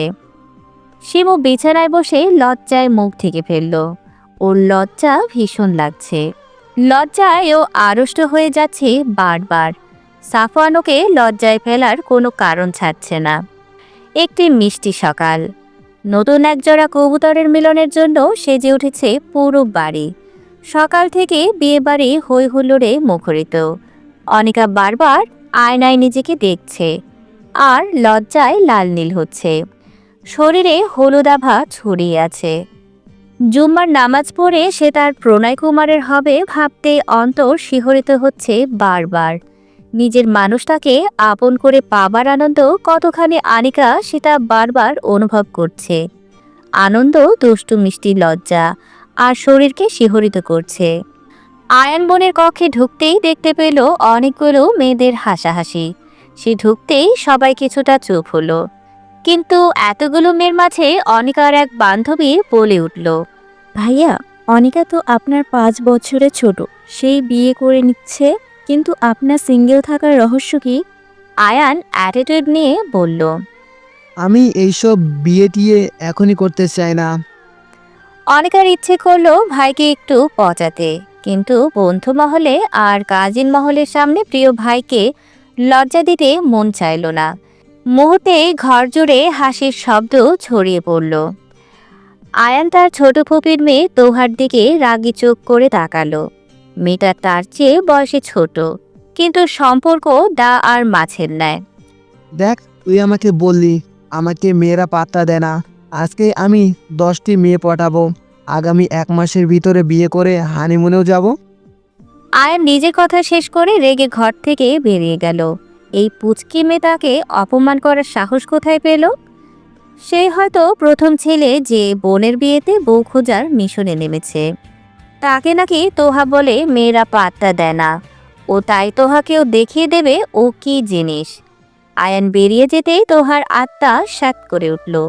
এ ছেলে যদি গার্লফ্রেন্ড মিশনে নামে তবে তার কি হবে? অনিকার বিয়ের বরযাত্রী নিচে এসে গেছে। অনিকার কাজিন মহল আর বন্ধু মহল ছুটে গেছে নিচে। অনিকাও নিজের লেহেঙ্গাটা উঁচু করে ব্যালকনির দিকে ছুটল। ওর কাঙ্ক্ষিত পুরুষকে দেখে ওর চক্ষুদয় শীতল হলো। এই মুহূর্তে মনে হলো ওর পাশে হাজারো প্রজাপতি উঠছে। কি নিদারুণ ভালো লাগা কাজ করছে ওর মাঝে।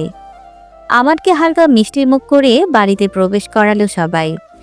আমান বাড়িতে প্রবেশ করার সময় অনিকার ব্যালকনি থেকে তাকালো একবার, কিন্তু তার দেখার পূর্বেই অনিকা নিজেকে পর্দার আড়াল করে নিল। আমান যদিও কিছুটা হতাশ হলো, কিন্তু পরক্ষণেই ওর ঠোঁট জোড়ে মুচকি হাসি ছড়িয়ে পড়ল। অনিকার আর আমানের শুভ বিবাহ সম্পন্ন হলো। সবাই আলহামদুলিল্লাহ বলে মিষ্টিমুখ করল। একটু পরে চলে এলো বিদায়ের সময়। অনিকার হাসি মুখটা কালো হতে লাগলো। ওর ভাবতেই অবাক লাগছে, ওর এত ভালোবাসার পরিবার ছেড়ে ওকে চলে যেতে হবে এবার। শিমু ধীর পায়ে হেঁটে গিয়ে অনিকার কাঁধে হাত রাখে। নিজের কাঁধে প্রিয় ভাবির হাত পেয়ে অনিকার ছলছল চোখ থেকে অশ্রু গড়িয়ে পড়ে। বোনের মতো ভাবিকে শক্ত করে আঁকড়ে ধরে কান্না করতে শুরু করে।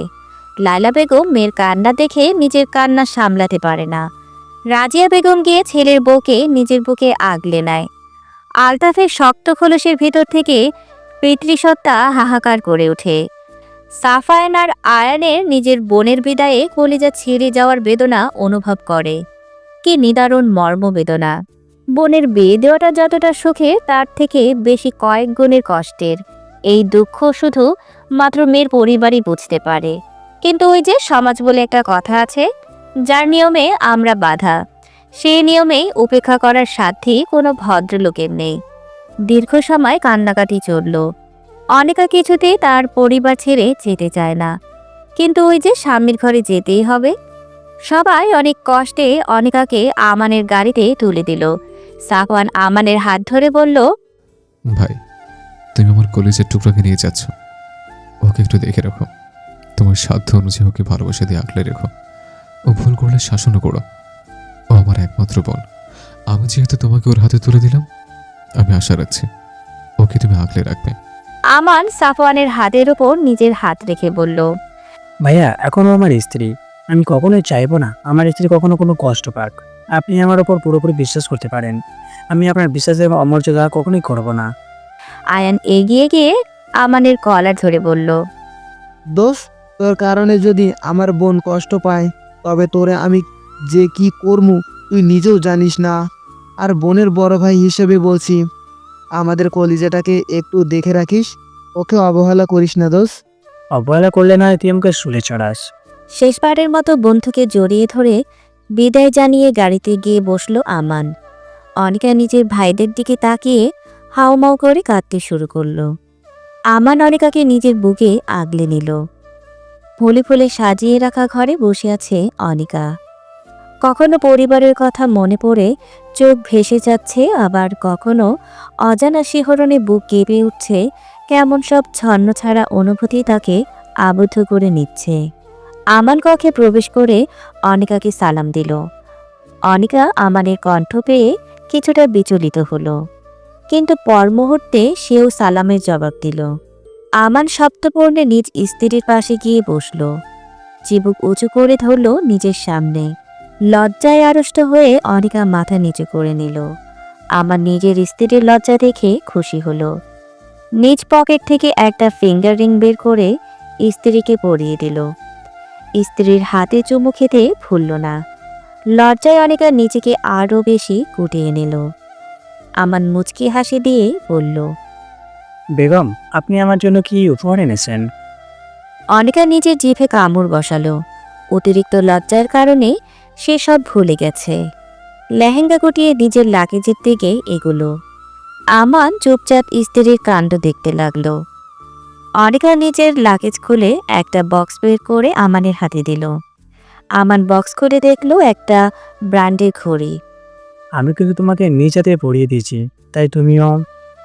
অনিকা আমানের হাতে ঘড়ি পরিয়ে দিল। তোমার নিশ্চয়ই ভারী পর্যায়ে কষ্ট হচ্ছে। তুমি এই প্রস্তাবগুলো পরিবর্তন করে এসো। আমার কাছে তুমি না সাজলেও অপরূপা, বুঝলা?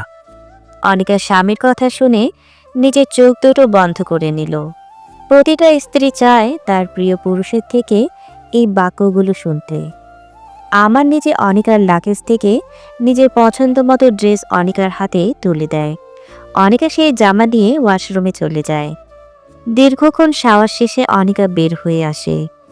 তার ছোট ছোট ঘাড় পর্যন্ত কেশ ছেড়ে দেয়, যেগুলো থেকে টপ টপ করে পানির ফোঁটা পড়ছে। অনিকা ধীর পায়ে এসে ড্রেসিং টেবিলের সামনে আসে। তোয়ালে দিয়ে নিজের চুল মুছতে থাকে। আমান অনিকার পাশে গিয়ে অনিকাকে নিজের দিকে ঘুরিয়ে নেয়। তুমি একজন হার্ট সার্জনের হার্টকে কোথায় পাঠিয়ে দিয়েছো? এখন একে তোমারই ঠিক করতে হবে। আমান হুট করে গভীর আলিঙ্গনে জড়িয়ে নিল প্রেয়সীকে। এই আলিঙ্গন সেই উষ্ণ, যে আলিঙ্গনে কোনো পাপ নেই, আছে শুধু আল্লাহর সন্তুষ্টি আর সোয়াব। অনিকার বিয়ে কেটে যাওয়ার পরে কেটে গেছে গোটা 20 দিন। আয়ান বেচারা তার ওয়াদা রক্ষা করার জন্য মরিয়া হয়ে উঠেছে। মাকে সে সাপ সাপ জানিয়ে দিয়েছে। আম্মাজান, আমি কালো, নুলা, টানা কিচ্ছু নই। আপনি আমাকে দ্রুত 10 দিনের ভিতরে বিবাহ দিবেন, নাহলে আমি সন্ন্যাস নেব। ছেলের কড়া থ্রেটে লাইলা বেগম হতভম্ব। তিনি জানেন তার ছোট ছেলে ভীষণ ঠোঁট কাটা, কিন্তু তার পাশাপাশি নাক কাটাও। খুব শীঘ্রই আয়ানকে ফিরতেও হবে। দেশে এসেছে গোটা 6 মাস হলো, আর 2-1 মাস হয়তো ও আছে। ছেলে তাকে এও জানিয়ে দিয়েছে মেয়েকে সে দেখতেও চায় না। লাইলা বেগম যেমন পাত্রী পাক না কেন হোক, সে সমসাময়ী, তবু সে বিয়ে করবেই। অতঃপর সিদ্ধান্তহীনতায় ভুগে তিনি এই ব্যাপারে আলতাফকে জানালেন। আলতাফ চিন্তা ভাবনা করে সিদ্ধান্ত নিলেন আগামী 10 দিনের মাঝেই ছেলেকে সে বিয়ে দিবেন। তাই আর দেরি না করে তার ছোট বোনকে ফোন দিলেন। ছেলের এই পাগলামো থামাতে তার ছোট বোনের সাথে কথা বলাটা ভীষণ প্রয়োজন। শিমুকে সাফওয়ান একটি লাল শাড়ি উপহার দিয়ে বলেছে এটা পরে আজ রাতে তার জন্য তৈরি থাকতে।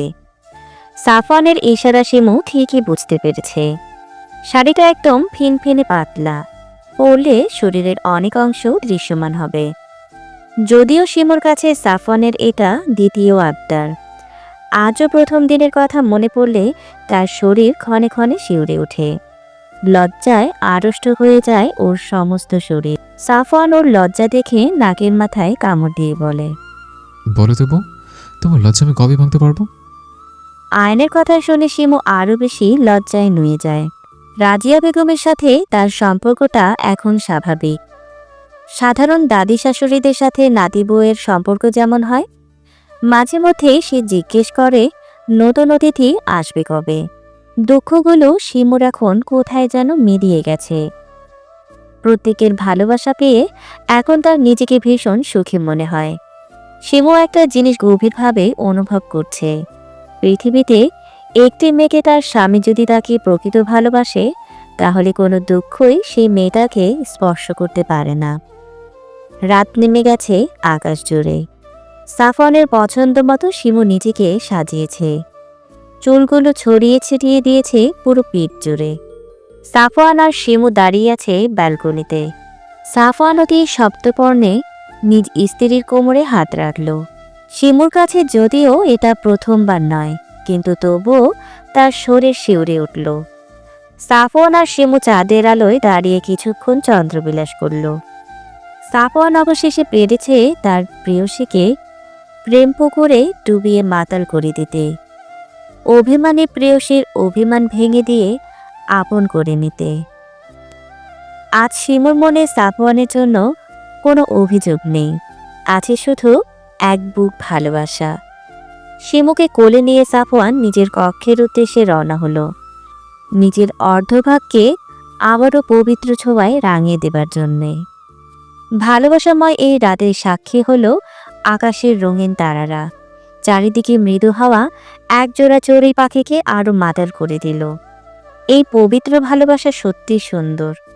ভালোবাসায় মোড়ানো দিনগুলো খুব দ্রুত চলে যায়, বিপরীতে দুঃখে মোড়ানো সময়গুলো যেতে চায় না। একদিনকে মনে হয় 1000 দিনেরও চেয়েও বড়। আসলে এগুলো সব কিন্তু আমাদের চিন্তা ভাবনারই ফসল। সাফওয়ান, শিমু, আয়ান, অনিকা সবার জীবনে পরিবর্তন এসেছে। সবাই এখন যার যার জীবন নিয়ে ভীষণ ব্যস্ত। সেদিন আয়ানের জেদের কাছে হার মেনে আলতাফ আর লাইলা বেগম বাধ্য হয়েছিলেন তাকে 1 মাসের মধ্যে বিয়ে দিতে। কিন্তু দুর্ভাগ্যবশত আয়ান পাত্রীর মুখটা অবধি দেখছিল না। যখন জানতে পারল মেয়েটা তোহা, তখন তার কাছে কোনো উপায় ছিল না। যে মেয়েটার সাথে আয়ানের সম্পর্ক ঝগড়াটে শালিকের ন্যায়, সেই মেয়েটার সাথে গভীর বন্ধনে আবদ্ধ হয়ে যায় নিজের অজান্তেই। সারাদিন দুজনের মাঝে টোকাটুকি লেগেই থাকে। যদিও তারা বিদেশে পাড়েই জমিয়েছে বিয়ের পরপরই, কিন্তু অভিযোগগুলো ফোন দিলেই শুনতে পারা যায়। আর অনিকা এখন 6 মাসের প্রেগনেন্ট। আমান তাকে সর্বদা আগলে আগলে রাখে, কোনো রকম কাজই তাকে করতে দেয় না। আমানের বাবা সিরাজুল সাহেব ছেলের বউয়ের জন্য এক কথায় পাগল বলা চলে। আমাদের মায়ের মেয়ে না থাকায় একটা মেয়ে পেয়ে সে যেন ভীষণ খুশি। পরিবর্তন এসেছে স্থাপন আর শিমুর জীবনেও। তারা আজকে প্রথমবারের মতো বাবা মা হতে যাচ্ছে। সাফওয়ান ওটি রুমের সামনে পায়চারি করছে। লায়লা বেগম আল্লাহর কাছে দোয়া করছেন। শিমুর বাবা তার 2 মেয়েকে নিয়ে এক কোণে দাঁড়িয়ে আছে শুকনো মুখ করে। আলতাফ পূর্বের মতো মুখ গভীর করে দাঁড়িয়ে আছেন। কি রুদ্ধশ্বাস পরিস্থিতি, সময় যেন গড়ায় না, প্রতি সেকেন্ডকে মনে হয় কয়েক ঘন্টার সমান। এমন অভিজ্ঞতা হয়তো সকল হবু বাবারই হয়। প্রায় 40 মিনিট পর একজন নার্স ওটি থেকে বেরিয়ে আসে। তার হাতে সদ্য জন্মানো এক পুত্র সন্তান, যার কান্না শব্দে নীরবতা ভেঙে গেছে কিছুক্ষণ পূর্বেই। যেন এই ছোট শিশুর নিজের আগমনী বার্তা ছড়িয়ে দিচ্ছে সকলের মাঝে। বাচ্চার কান্নার শব্দ পেয়ে সাফওয়ান নার্সের দিকে দৌড়ে গেল। নার্স নিজের কোলে থাকা সদ্য ভূমিষ্ঠ হওয়া বাচ্চাকে সাফওয়ানের কোলে তুলে দিলেন। লায়লা বেগম দৌড়ে এলেন নিজের নাতির কাছে। সাফওয়ানের পিতৃসত্তা আন্দোলিত হলো। এক বিন্দু সুখ যেন পুরো শরীর গ্রাস করে নিল। আহ, কি আনন্দ! সেটা কখনোই বোঝানো সম্ভব নয়। লায়লা বেগম নিজের নাতিকে কোলে নিয়ে বললেন, আলহামদুলিল্লাহ। অনিকা আর রাজিয়া বেগম নিজেদের শারীরিক অসুস্থতার কারণে হসপিটালে উপস্থিত নেই, তবুও তারা বারবার ফোন কল করছে। আলতাফ নিজে তাদেরকে সুখবর দিলেন। তার গম্ভীর মুখে হাসি ছড়িয়ে পড়ল। দৌড়ে গেলেন নিজের নাতিকে দেখতে। ফিহা রেহাও বাদ গেল না। সাফওয়ান নার্সকে উদ্দেশ্য করে বলল, সিস্টার, আমার স্ত্রী কেমন আছে? আলহামদুলিল্লাহ, আপনার স্ত্রী অনেক ভালো আছেন। আমি ওর সাথে কখন দেখা করতে পারবো? আরে কিছুক্ষণ পরেই। সাফওয়ানের সত্তা শান্ত হলো, আন্দোলিত হলো এই ভেবে তার স্ত্রী সন্তান উভয়ই সুস্থ আছে। বেশ কিছুক্ষণ পরে সাফওয়ানকে শিমুর কাছে যেতে দেওয়া হলো। শিমু চোখ দুটো বন্ধ করে আছে, এক হাতে স্যালাইন চলছে। ধীর পায়ে হেঁটে সাফওয়ান শিমুর পাশে বসল। শিমুর এক হাত নিজের 2 হাতের মাঝে পুড়ে নিল। কেমন লাগছে এখন তোমার? শিমুর স্বামীর কণ্ঠ পেয়ে চোখ খুলে তাকালো, মুখে এক চিলতে হাসি ফুটিয়ে বলল, বাবুকে দেখেছেন? সাফওয়ান উপর নিচ মাথা নাড়ালো আর বলল, জানো, একদম তোমার মতো হয়েছে দেখতে। শিমু ঠোঁটের কোণের হাসি আরও প্রশস্ত হলো। একজন নার্স ওদের বাচ্চাকে নিয়ে এসে সাফওয়ানের কোলে দিল। শিমুর স্বামী আর বাচ্চাকে দেখে খুশিতে 2 চোখ বন্ধ করে নিল। তার জীবনের সর্বোত্তম পাওয়া হয়তো এটা। ওর আজ নিজেকে পরিপূর্ণ নারী মনে হচ্ছে। ওর মতো সাধারণ মেয়ে যে এত কিছু পেয়ে যাবে সেটা ও কল্পনাও করতে পারেনি। শিমুকে হসপিটাল থেকে রিলিজ দেওয়া হয়েছে 1 মাস হলো। ও এখন সম্পূর্ণ সুস্থ। ওর সমস্ত খেয়াল লায়লা এবং রাজিয়া বেগম রাখে। রাজিয়া বেগম এখন অনেকটা পরিবর্তন হয়েছে। বলতে গেলে শিমুর অমায়িক ব্যবহার তাকে পরিবর্তন করতে বাধ্য করেছে। গৌরগম্ভীর আলতাফ সাহেবও এখন বেশ হাসি খুশি থাকে নাতিকে নিয়ে। আয়ান আর তোহাও এসেছে ছোট সাদমানকে দেখতে। তোহার কোলে ছোট সাদমান চোখ বন্ধ করে আছে। তোহা আয়ানকে উদ্দেশ্য করে বলল, কেন? আমারও কিন্তু খুব দ্রুত একটা ফুচকি চাই। নিজেই নিজেকে সামলাতে পারে না, সে আবার পুচকা পুচকি সামলাবে। কথাটা মোটেও পছন্দ হলো না তোহার। রাগ করে সাদমানকে শিমুর কোলে দিয়ে গটগট করে নিজের কক্ষে চলে গেল। শিমু আয়নের দিকে চোখ গরম করে তাকাতে আয়ানও তোহার পেছনে হাঁটা দিল। তাদের এই কাণ্ড দেখে লায়লা বেগম হাসতে হাসতে ড্রয়িং রুমে এসে বসলেন। যাই বলো বৌমা, আয়নের জন্য কিন্তু তোহা একেবারে পারফেক্ট। জি আম্মা, পারফেক্ট ম্যাচ। আয়নকে তোহাকে পেছন থেকে জড়িয়ে ধরল আর বলল, এত রাগ করো কেন কথায় কথায়? তুমি তো সব আজে বাজে কথা বলে রাগিয়ে দাও। ওকে, আর রাগাবো না। আমাদের 1 ডজন বাচ্চা হবে, এবার খুশি তো? কিন্তু এত বাচ্চা দিয়ে কি করবা? ফুটবল টিম বানাবো।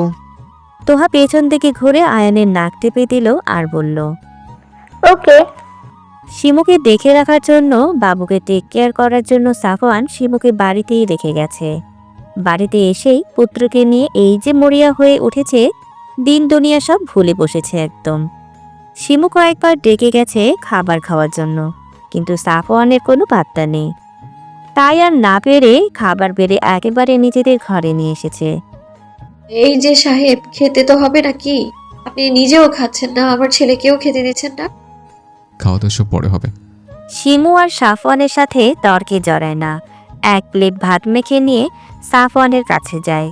এক লোকমা ভাত সাফওয়ানের সামনে ধরে আর বলে, আসার পরে কিছুই খাওয়া হয়নি আপনার, তাই কোনো বিরক্তি না করে এগুলো মুখে পুরুন চটপট। সাফওয়ান আর মানা করে না, কিন্তু বউয়ের সাথে দুষ্টমি করতে ছাড়ে না। শিমু বিরক্ত হয়ে বলল, এক বাচ্চার বাবা হয়ে গেলেন, তবুও দুষ্টুমি গেল না। আরেক বাচ্চার বাবা হওয়ার প্ল্যান করছে। কি বলো আপু? সাফওয়ান নিজের ছেলেকে কথাটা বলে শিমুর দিকে তাকিয়ে চোখ টিপ মারে। শিমু বলে, আপনার লজ্জা জীবনেও হবে না। স্ত্রীর কাছে লজ্জা পেলে তো সন্ন্যাসী হতে হবে। শিমু সাফওয়ানকে আলতো চাপড় মেরে সাফওয়ানের কাঁধে মাথা রাখলো আর বলল, আমি আপনার সাথে বৃদ্ধ হতে চাই সাফওয়ান। আপনাকে ভালোবেসে আপনার প্রেম পুকুরে ডুবে যেতে চাই। শুধু এটুকু পেলেই আমার আর কিছুই লাগবে না। আমি তোমার প্রেম পুকুরে ডুবে নিজের অস্তিত্বের সংকটে ফেলেছি। এমন সংকট আমি বারবার পড়তে চাই।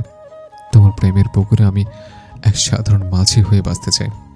আমি তোমাকে ভালোবেসে জান্নাতে যেতে চাই। আমিও আপনাকে এপারে ওপারে দুপারেই পেতে চাই।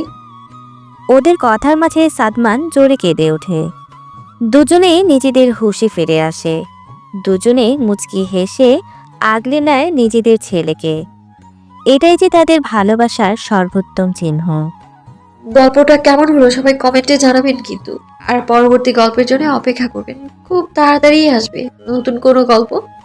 এই অবধি আমাদের পাশেই থাকবেন। ধন্যবাদ।